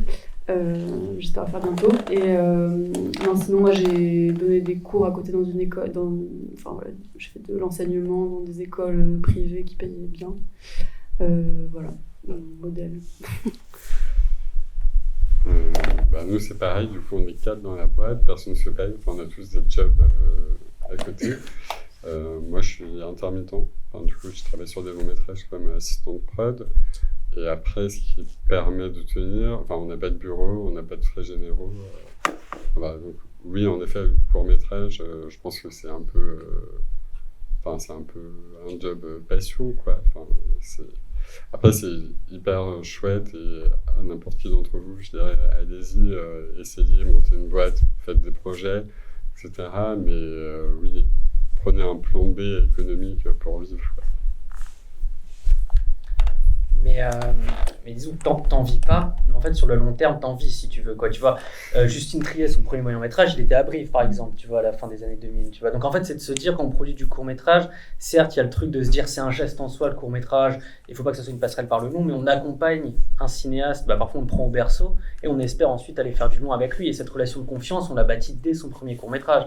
Donc moi je me dis en soi, je ne vis pas du court-métrage, mais en soi, j'en vis. Parce que les cinéastes qui sont là côté court cette année, Jules Creveillet, Annabelle, et Fanny et Nicolas, on va continuer ensemble, quoi, tu vois.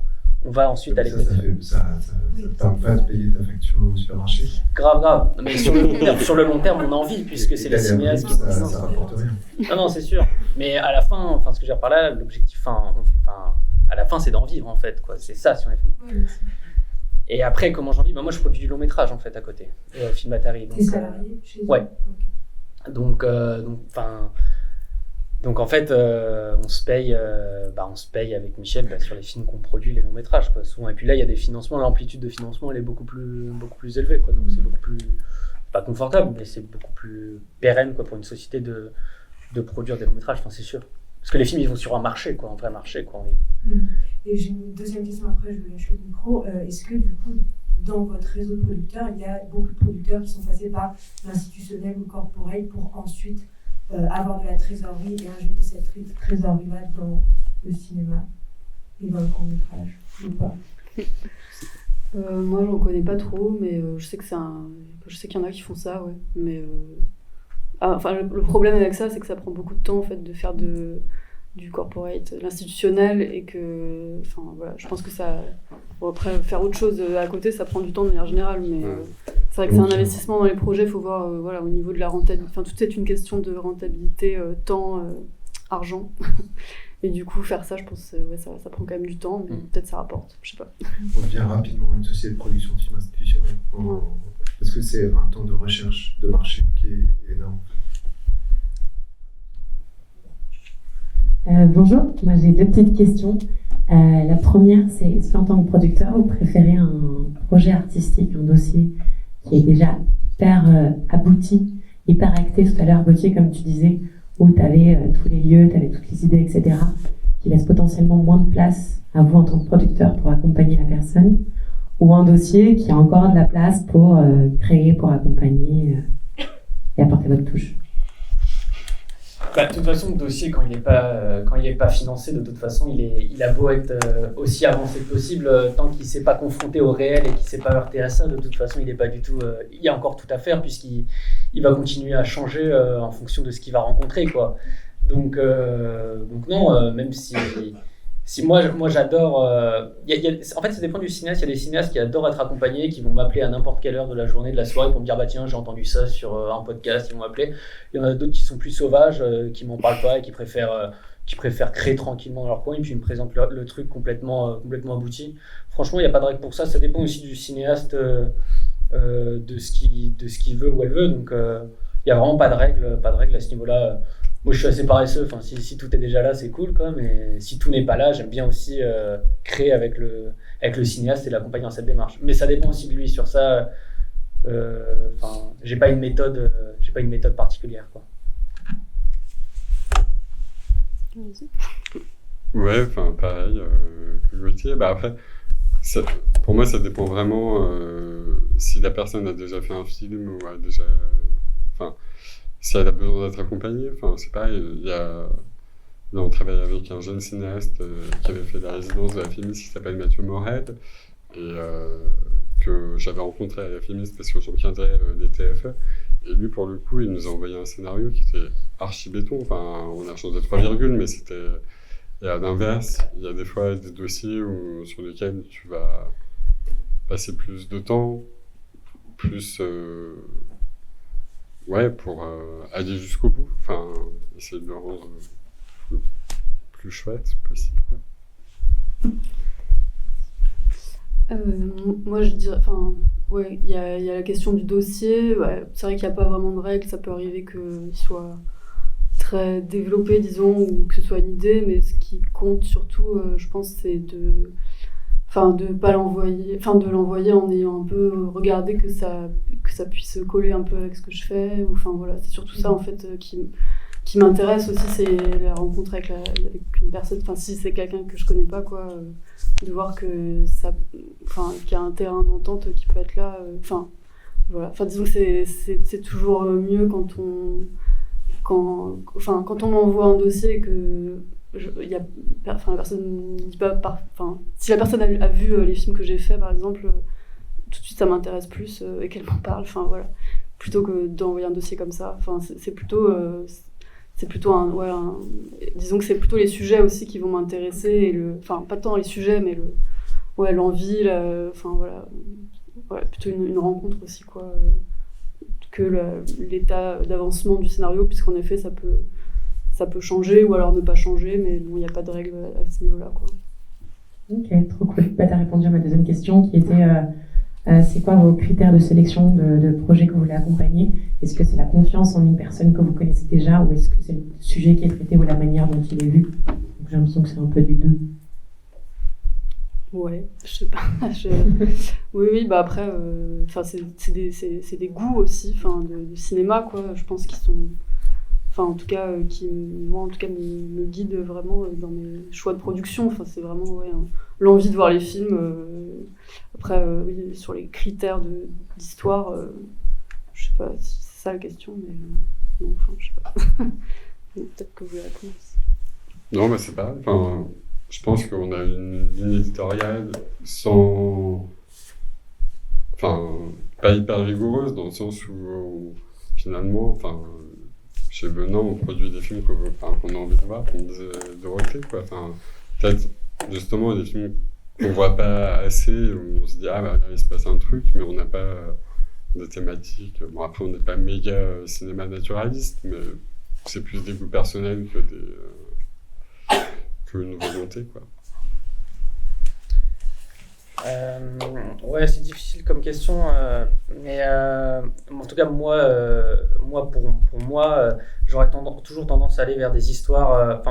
Je considère que quand on fait du cinéma et quand on va aller enregistrer le réel, quoi, je me dis toujours qu'on constitue une archive manquante d'un truc qui est pas là, quoi. Donc partant de ça, je me dis j'ai envie d'aller filmer les gens qu'on voit peu ou qu'on entend peu, quoi. C'est ça qui va me plaire le plus et je vais aller vraiment chercher ça, quoi. Là, par exemple, ça peut être un truc de long métrage, la jeunesse à Dieppe à la fin du mois d'août qui s'emmerde, ou ça peut être un agriculteur dans le nord de la France qui essaye de passer sa ferme à ses enfants et ses enfants ils veulent pas. Et j'ai l'impression, mais peut-être que je regarde pas assez Le Monde, mais j'ai l'impression que j'entends pas trop et je vois pas trop ces visages-là, quoi. Donc moi, ça va être ça, mais après, il n'y a pas vraiment de règles. Je sais exactement ce que je ne veux pas faire. Si demain t'es Tarantino et tu me dis on va faire exploser des cervelles des gars dans les voitures, on va se marrer, je vais te dire non, ça me plaît pas trop, mais par contre il y a quelqu'un d'autre peut-être qui pourra le faire, tu vois.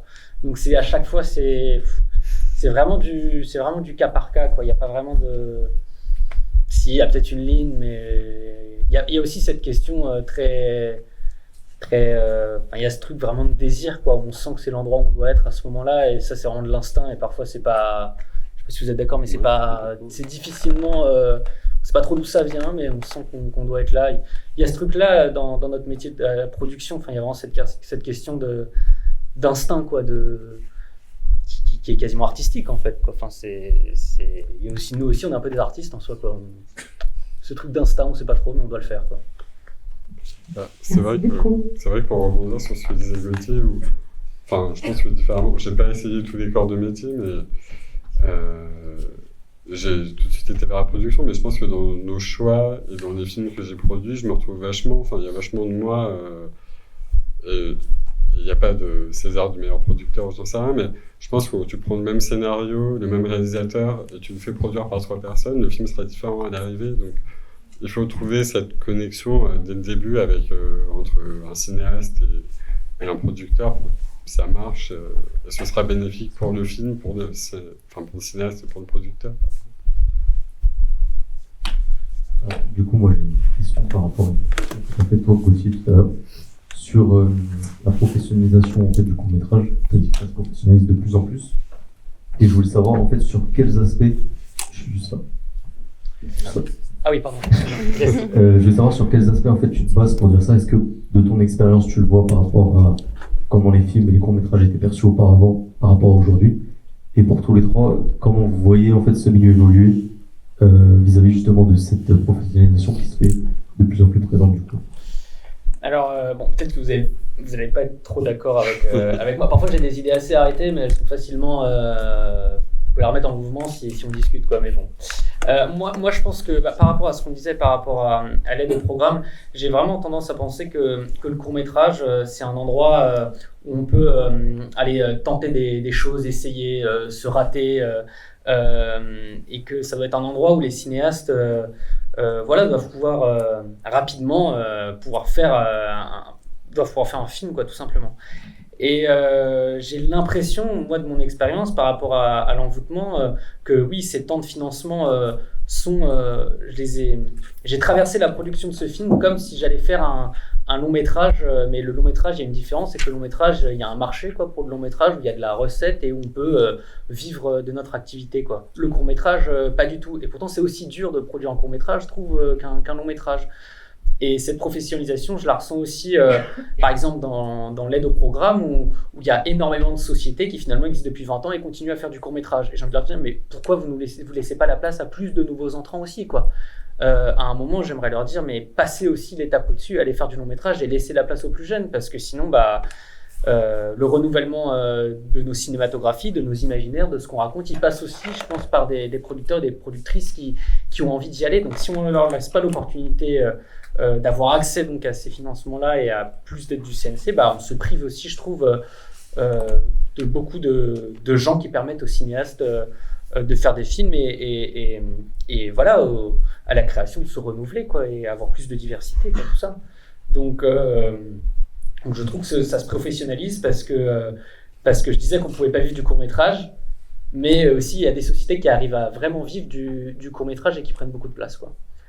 Et des sociétés qui existent parfois depuis 20-25 ans, quoi. Et parfois là, ça me chatte un peu. Comme des films Atari. Pardon ? Comme des films Atari. Alors moi je suis arrivé au film Atari et ça faisait partie de mon apprentissage de revenir vers du court-métrage, quoi.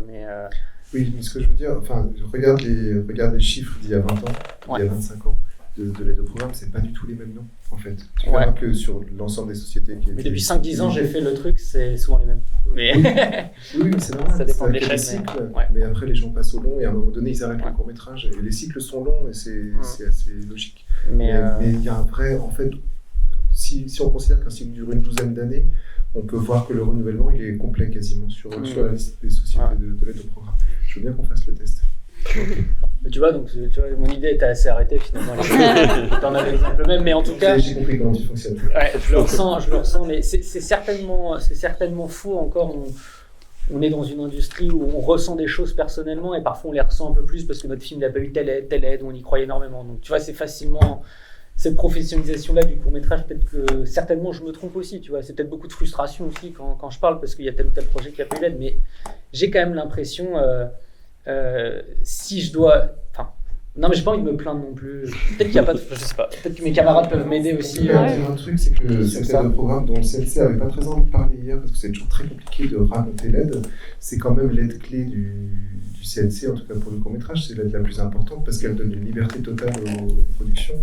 Et donc évidemment que les productions s'y accrochent tant qu'elles ont envie de faire du court-métrage, quand elles arrivent au bout de quelques années à y accéder. Mais pour ça, il faut cumuler des points, c'est-à-dire il faut avoir plein de films qui vont dans les festivals de catégorie 1 par exemple, et dans les festivals de catégorie 1 aussi à l'étranger, et il faut faire des ventes télé. C'est très compliqué de faire des ventes télé aujourd'hui, etc. Donc il faut presque avoir aussi une stratégie je vais produire aussi quelques films qui vont peut-être bien circuler et ça me permettra d'accéder au programme et ensuite de rentrer dans un cycle qui me permet d'y rester quelques années. Il y a une question deuxièmement. Oui, je voulais rebondir sur une question justement sur l'aide au programme. C'est-à-dire que moi, mon impression, c'est que en effet, il y a des sociétés qui se battent pendant 5 ans pour tout d'un coup avoir un certain nombre de films, qui ont un certain nombre de prix, pour accéder enfin au programme.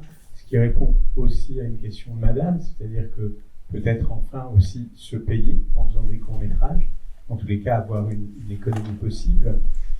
Je sais pas, moi j'ai pas l'aide au programme, j'ai créé ma société il y a très peu de temps, donc, mais de l'extérieur, je me dis c'est quand même chouette qu'il y ait cette possibilité de professionnalisation, de dire on peut faire un film dans de bonnes conditions en essayant de payer les gens. Moi ça fait 20 ans que j'ai été directeur de production et je veux dire pour moi l'essentiel, j'ai eu des accidents au travail, c'est quand même la profession dans laquelle il y a le plus d'accidents après le bâtiment, des accidents des fois de fatigue. J'ai beaucoup travaillé avec le CHSCT sur des choses comme ça. Et donc, je trouve ça aussi génial. Enfin, excusez-moi, c'est une question et en même temps, c'est à la fois une question et un témoignage. Mais parce que j'aime les gens, je fais des films parce que j'aime les gens. Et donc, je trouve ça bien de professionnaliser pour protéger ceux qui travaillent. Et du coup, je me dis aussi qu'un producteur, je me mets dans la peau d'un futur producteur qui rêverait d'avoir l'aide au programme, et je me dis, à un moment donné, pour pouvoir avoir tous ces films qui ont tous ces points, qui font tous ces festivals, comment j'arrive encore à donner du temps pour faire du long métrage sans embaucher, sans devenir une très grosse structure. Donc je pense qu'il y a une problématique aussi de ceux qui ont l'aide au programme, de ouais, c'est super de vouloir passer au long, mais si on veut encore faire du court, enfin, je sais pas. J'en suis évidemment pas du tout là, mais je sais pas si c'est une question que vous posez, à la fois atteindre l'aide au programme et pouvoir faire du long. Est-ce que c'est pas antinomique par moment? C'est une question. Après, alors, si tu veux, enfin moi je te donne mon point de vue. On n'a jamais eu d'aide au programme avec Venez un film. Là on a passé l'oral cette année, c'était plutôt ludique comme exercice. Après, je pense qu'en fait chaque boîte travaille différemment. Nous, par exemple chez Venez un film, on n'a pas un gros, là ces 2 dernières années, on a même peut-être trop produit, tu vois, par rapport à la taille de la boîte et notre job à côté. Après, notre volonté, c'est de... Chaque film sur lequel on s'est engagé, on l'a fait à l'arrivée. Alors, il y a des boîtes, notamment des boîtes d'aide au programme, qui vont plus cumuler dans un truc très quantitatif. Nous, on n'en est pas là, mais c'est notre volonté, et parce qu'on a aussi justement des jobs à côté. Donc, pour rejoindre ta question sur le long métrage, qu'on ne voit pas comme une fin en soi. Après, là, on se pose un peu la question parce qu'on accompagne un documentaire qui est sur une forme longue. On va accompagner Julia Kowalski sur son prochain long métrage, mais de manière très symbolique. Ça veut dire quoi, symbolique? Enfin, comme minoritaire, on ne sera pas délégué. Mais aussi pour répondre à la question, enfin pour revenir sur le rôle du festival et du court-métrage, c'est pour la première fois, et si on s'était vu il y a 2 semaines, je t'aurais pas dit ça, mais il y a une vraie porosité là qui s'est sentie entre le court et le long métrage, même si c'est pas du tout les mêmes guichets. Enfin, les gens des chaînes court et long n'ont rien à voir. Mais grâce au prix à Brive, du coup c'est un prix Canal+, Ciné+, la chaîne a dit ok, on peut suivre sur le long, et on avait eu à Clermont un prix France Télé, et de la même manière ils ont dit bon super, on a vu votre cours, du coup on va suivre sur le long. Donc enfin voilà, je pense que je sais pas pourquoi je dis ça, mais grosso modo pour dire le court c'est important. Et après sur des boîtes d'aide au programme qui font du long et du court, moi je trouve que c'est super en fait. Enfin, et après c'est aussi comme Gauthier, enfin ça peut être un renouvellement de génération de producteurs, et de ne pas produire le même cinéaste pendant 40 ans. Enfin aussi c'est bien, on grandit aussi avec, mais c'est bien de faire autre chose. Oui, je suis assez d'accord. Enfin, je pense qu'il n'y a pas forcément de. Enfin, c'est nécessaire, je pense, quand on fait du long, de aussi continuer à faire du court pour voir sur le moyen terme, quoi, aussi, enfin, de préparer aussi l'avenir. Et puis, de toute façon, c'est vraiment un espace de liberté, le court-métrage qui est très. Qui est passionnant, quoi, et qui permet de faire des choses nouvelles, quoi. Donc, je sais pas, je pense que ça peut se concilier, mais en effet, ça nécessite de grossir un peu, quoi, si on fait de faire du court et du long. Donc, on verra. Bonjour, je suis Laurent. Je voulais savoir comment se passait la distribution de ces films. Est-ce que c'est quelque chose que vous planifiez en amont? Est-ce que c'est même vous qui vous en chargez? Est-ce que c'est arrivé aussi quelquefois que le film soit fasse peut-être plusieurs versions pour rentrer dans plusieurs festivals? Parce qu'il y a aussi une offre qui est énorme. Et vous parlez aussi des festivals de catégorie A et tout ça. Mis à part cette d'avant-réalisation, c'est que le prestige qui compte. Est-ce qu'il y a d'autres comment est-ce que vous étudiez ça? La distribution, là c'est moi qui m'en charge aussi.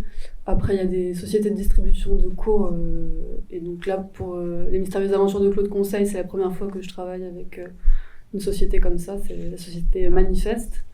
Et sinon les stratégies, c'est souvent Enfin, ça dépend de la durée du film, beaucoup. Donc, il y a les festivals qui prennent des films de plus ou moins de 30 minutes, mais bon, en général, il y a quand même une limite de temps à 30 minutes. Et sinon, on essaye toujours, enfin, en général, d'envoyer les films. Enfin, ça dépend du profil des films, mais on essaye des festivals. Les catégories, ça n'a pas à voir avec l'aide. En gros, l'aide avant réalisation, c'est ça dont tu parles? Après, pardon. Ah oui. Non, ça c'est juste pour avoir l'aide après. Oui, ok. Non, en fait, si le film est produit par une société, le critère d'avoir été dans un festival de catégorie 1 n'entre pas en compte dans l'obtention de l'aide après réalisation. C'est uniquement si on dépose le film en tant qu'auteur sans prod. Voilà. Donc il n'y a pas vraiment mais oui, on essaye d'obtenir des festivals de catégorie 1. Enfin, c'est plutôt, moi je me pose pas tant la question de la catégorie 1 ou 2 parce qu'en plus il y a des festivals, on sait pas trop pourquoi ils sont dans telle ou telle catégorie. C'est rare, mais bon, c'est vrai qu'il y en a. Et c'est plus, par exemple, le FIFIB, il est pas en catégorie 1 et c'est un super festival pour montrer des cours. Donc moi, c'est plutôt le travail du festival, les films qu'ils font, qui guide ma stratégie de distribution, quoi, voilà. Et voilà, de la catégorie, oui, c'est un truc du CNC pour l'aide au programme, quoi. En gros, globalement, c'est à ça que ça sert. Mais ce qui est important, c'est surtout le travail du festival, quoi. J'ai pas grand chose à ajouter. Enfin, nous, pareil, chez Venin, pour l'instant, on n'est jamais passé par des sociétés de distrib. On fait la distribution nous-mêmes, ce qui est aussi assez chronophage, les inscriptions au festival, etc. Et après, finalement, si on veut dire que c'est comme du long métrage, mais je pense que oui, quand tu termines ton film, tu arrives à voir à peu près quel parcours tu veux lui donner. Après, ça ne veut pas dire que ce sera le parcours qu'aura le film, mais on pense à une stratégie. Et c'est vrai que faire une première dans un festival important, ça aide après pour la suite de la carrière du film. Donc oui, le choix du premier festival, c'est important, mais c'est pas en termes de grandeur, mais plus en termes de public, voilà. Oui, moi aussi, on distribue les films nous-mêmes, et la distribution, elle passe par. Il y a deux objectifs quand on a fait un court-métrage, c'est à la fois de faire naître un cinéaste, donc lui permettre d'avoir la plus grande visibilité pour qu'il puisse montrer son film. Et ça passe en fait par les festivals parce que c'est le seul lieu avec la chaîne de télévision où le film il peut être montré. Donc évidemment, le travail sur les festivals, il est énorme. On a des immenses tableaux avec peut-être 400 festivals dans le monde entier, quoi. Et puis on suit les dates sur des plateformes qui recensent les festivals et puis on les inscrit au cas par cas. Mais il y a les festivals, donc c'est des endroits où les professionnels se rencontrent et du public se rencontrent. On a les chaînes de télévision, mais il y a aussi des salles de cinéma qui prennent des risques et qui diffusent du moyen-métrage. Je pense à Louis Séguin, qui l'année dernière avait sorti Marina Leda à l'Archipel et au Reflet Médicis en décembre de l'année dernière. Et il y a quand même des petites choses qui se passent. Nous, par exemple, Skatepark, on va faire du cinéma itinérant avec Skatepark pendant tout l'été dans le centre de la France. Et on va faire du plein air. Enfin, il y a aussi pas mal de petites choses qui se passent et c'est à nous d'être inventifs et de voir si on a on est très fatigué à la fin de la production d'un film. La distribution, c'est encore un autre métier. Donc, c'est aussi à nous, avec les cinéastes, de voir si on a encore l'énergie de pouvoir trouver une manière un peu alternative de diffuser les films, quoi. Je rajoute juste que je pense qu'on n'a jamais eu une aussi large diffusion du court-métrage qu'actuellement en France, parce que notamment, en fait, il y a les festivals, il y a les plateformes, les chaînes de télé, etc. Mais aussi, il y a un travail exceptionnel fait par l'agence du court-métrage qui crée des programmes, qui fait circuler des centaines, voire des milliers de films tous les mois partout en France. Il y a des salles qui s'engagent à diffuser des films avant chaque long-métrage partout en France. Les films sont très très diffusés. Après, les producteurs et les productrices n'ont pas forcément vocation à être distributeurs de leurs films, c'est pas leur métier en fait. C'est-à-dire que par nature, parce que c'est du court-métrage et qu'il n'y a pas de moyens, on n'embauche personne pour s'en occuper. Quand on a des bureaux, en tout cas, on a souvent un stagiaire pour s'occuper d'inscrire les films dans les festivals, parce que c'est très chronophage et qu'on peut difficilement cumuler le fait de produire et d'inscrire les films.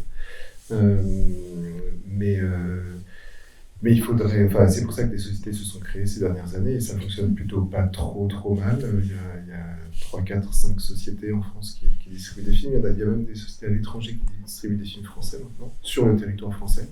Et la distribution, c'est pas uniquement l'inscription dans les festivals et la circulation des DCB, ça va être aussi la recherche d'achat télé en fait. Et sur la France et sur l'étranger.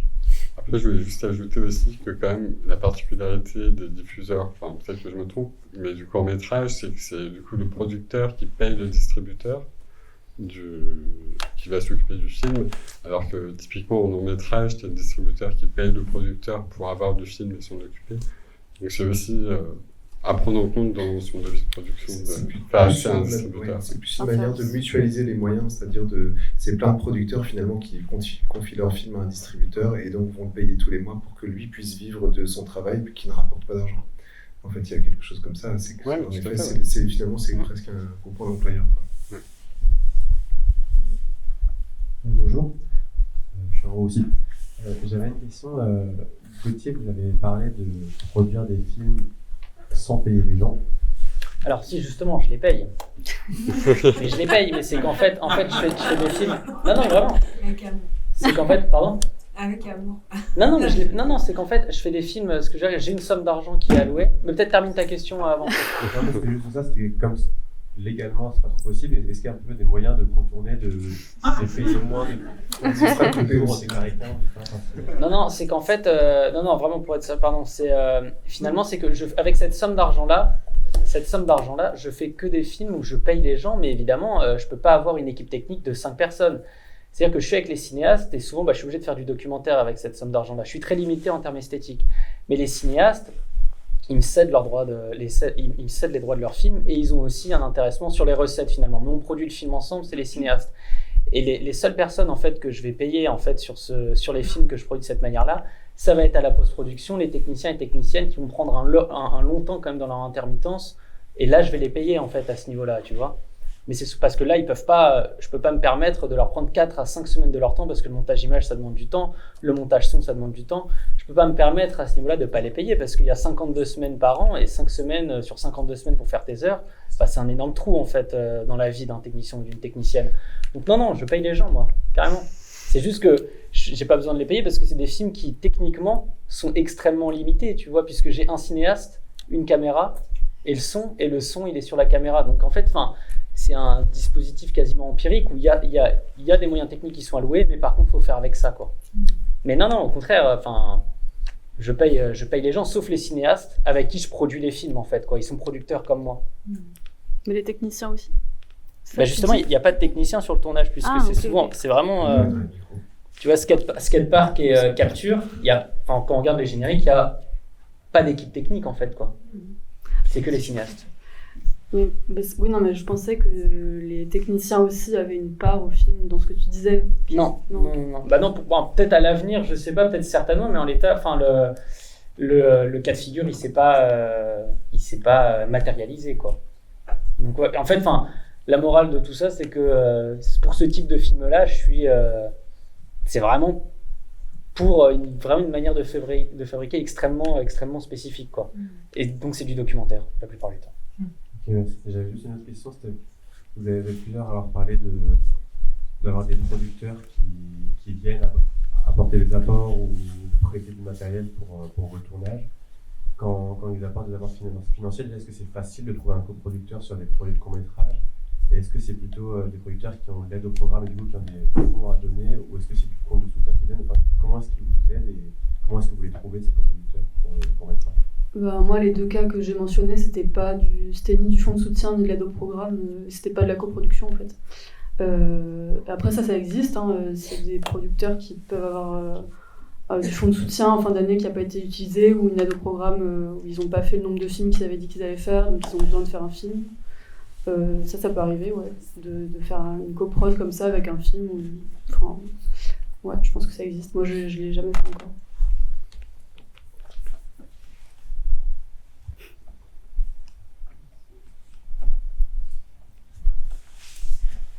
Les questions premières.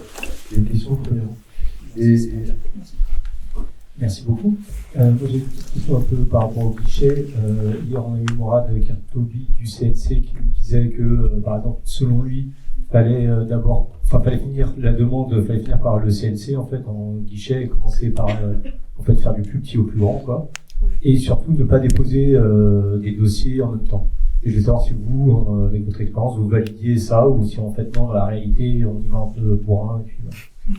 On a 3 producteurs un peu sauvages qui vont directement au tournage et qui réfléchissent au financement après. Donc je ne sais pas si les réponses vont être... Ça existe. Non, mais après, comme j'ai dit plus tôt, on n'a pas un flux très important de prod où quand on s'engage sur un film, on va jusqu'au bout. Donc l'idée, en effet, c'est pas de cannibaliser nos propres films. On va pas balancer 2 films à la même. Le même projet, par exemple, je sais pas, on demande en même temps à la région et puis en même temps on envoie le dossier.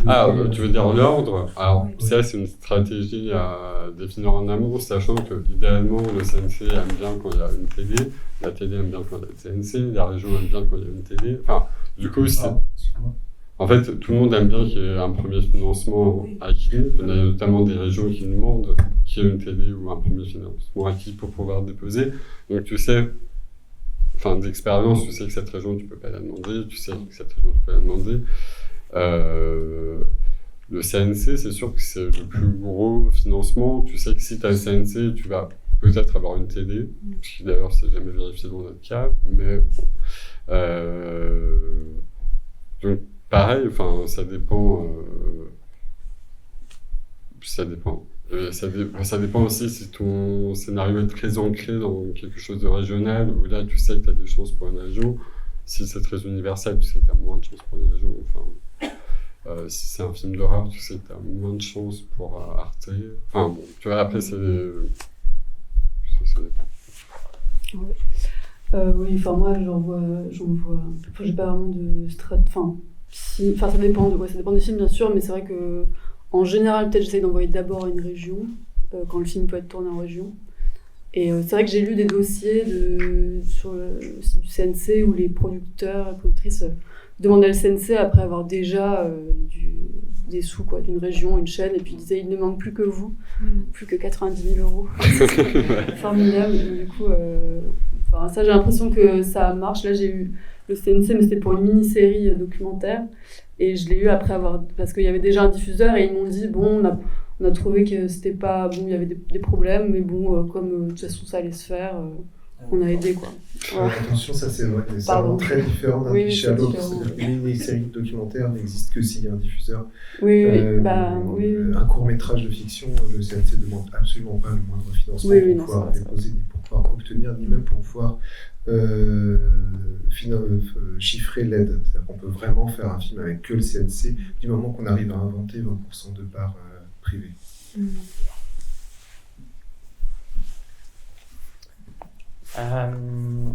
Moi, je fais tout le temps la région en premier. J'essaie vraiment d'ancrer le film,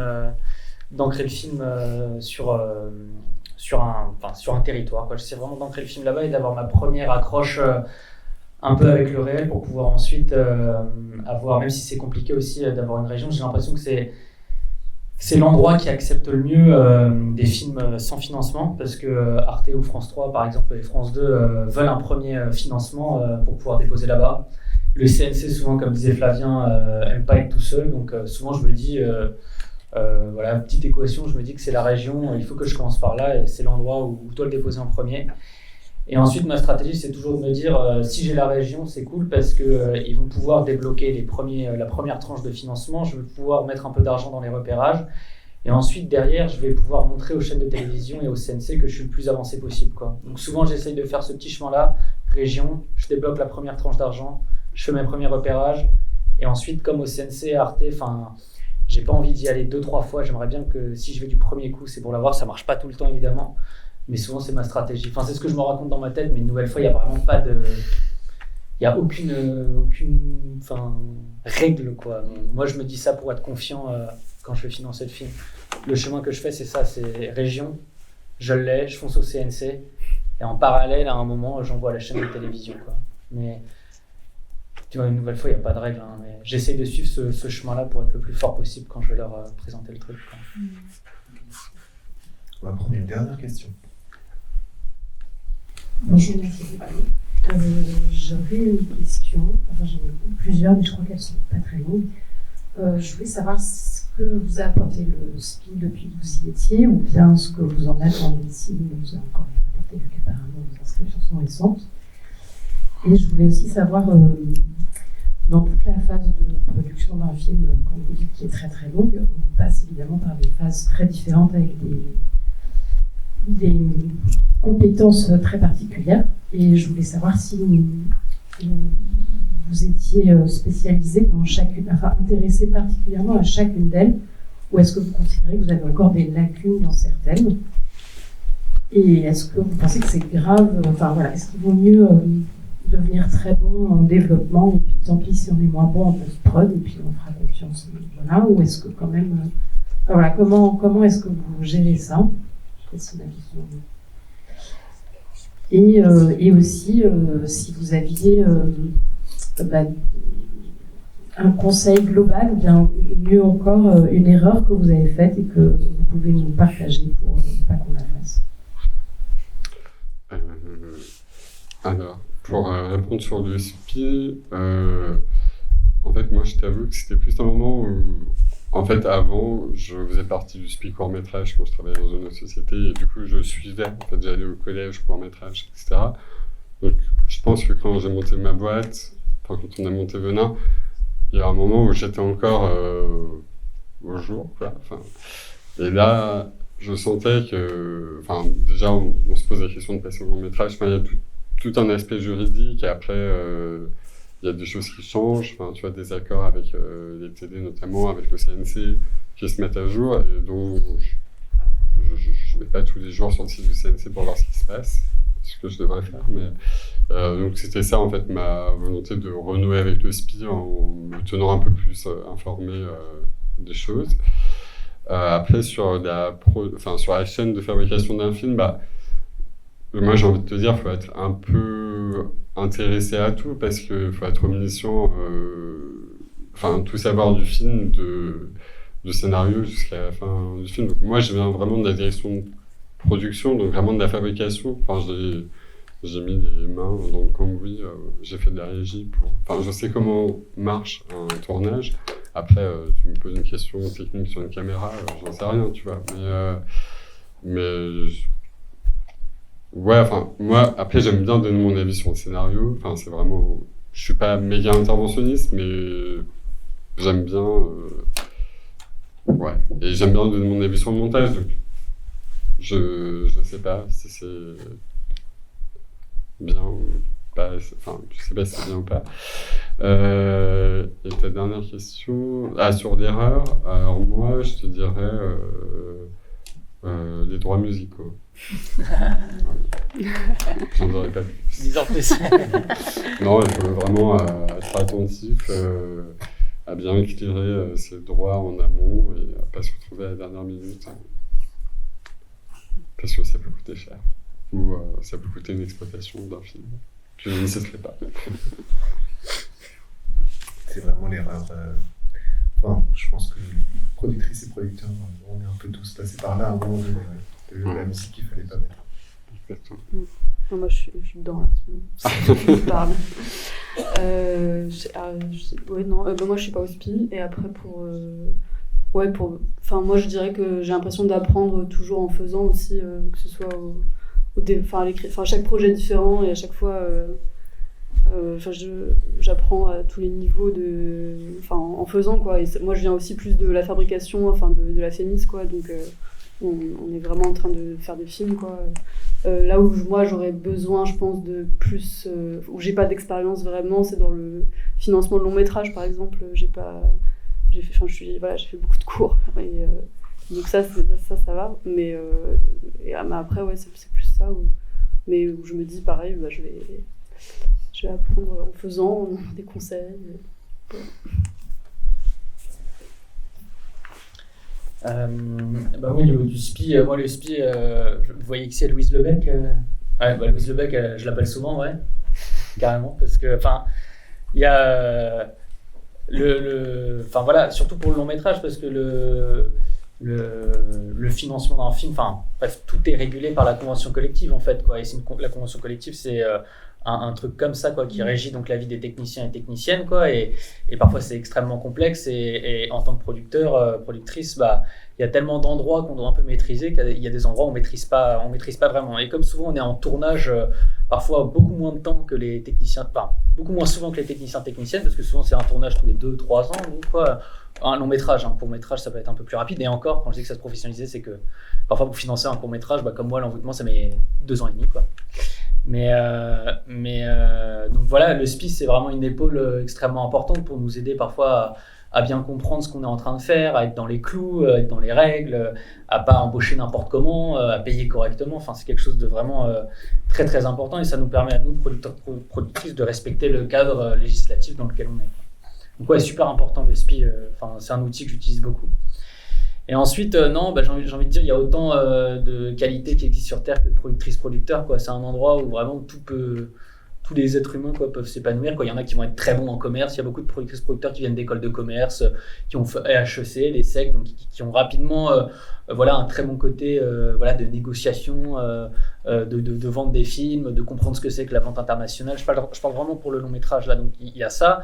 Il y a aussi des producteurs-productrices qui viennent plus de la fabrication, donc qui vont avoir un dialogue très facile avec les techniciens sur un plateau, qui vont comprendre ce que c'est que de faire un travelling, ça veut dire avoir des machinistes en plus, et qui vont rapidement comprendre ces trucs-là. Il y en a d'autres qui vont être très bons en développement, d'accompagner les cinéastes et les scénaristes dans l'écriture du film. Donc vraiment, il y a vraiment tout. Moi, je pense qu'il faut avoir des petites bases un peu solides pour discuter avec chaque corps de métier, mais c'est vrai que moi, il n'y en a pas un plus spécifiquement que je creuse, et c'est peut-être un défaut, quoi. Mais je pense qu'il faut savoir ce que c'est qu'une caméra, que de tourner en log, et aussi bien que de comprendre ce que c'est qu'un proxy au montage, et comprendre ce que c'est qu'un personnage, des trucs un peu basiques, quoi. Mais une fois qu'on sait ça, on peut parler avec tout le monde et comprendre les enjeux qu'il y a, quoi. Et après, une erreur à pas faire, moi je pense que ça a été à un moment une espèce de boulimie de vouloir produire beaucoup, quoi, et de se rajouter beaucoup de travail et de produire énormément, et peut-être que j'ai fait l'erreur de considérer trop la production de films comme à la chaîne, quoi, alors qu'un film, c'est un cinéaste qui a derrière, un être humain, quoi, et il faut aussi prendre le temps tout un temps d'accompagnement humain qu'il y a. Parfois, je l'ai peut-être un peu oublié, et j'ai peut-être voulu trop produire des films, et j'ai peut-être oublié que c'était aussi produire des films avec des cinéastes, quoi. C'est peut-être l'erreur que j'ai faite ces dernières années. Il faut qu'on s'arrête, donc merci beaucoup. les trois. Je vais pas poser la dernière question que je voulais poser, qui était est-ce que vous cherchez des projets, mais vous pourrez répondre à la question dehors avec les porteurs et porteuses de projets ici présents qui voudront peut-être vous en parler. Et je vous rappelle qu'à 16h, vous pouvez rencontrer Claire Burger ici même. Et demain, petit chaos à 13h30. Petit chaos, outre la carte blanche et le prix de la production émergente l'an dernier, a gagné le grand prix officiel de Cannes cette année. Donc je pense que c'est plein de choses. Et puis alors, je sais pas, demain à 16h. Merci beaucoup. Merci.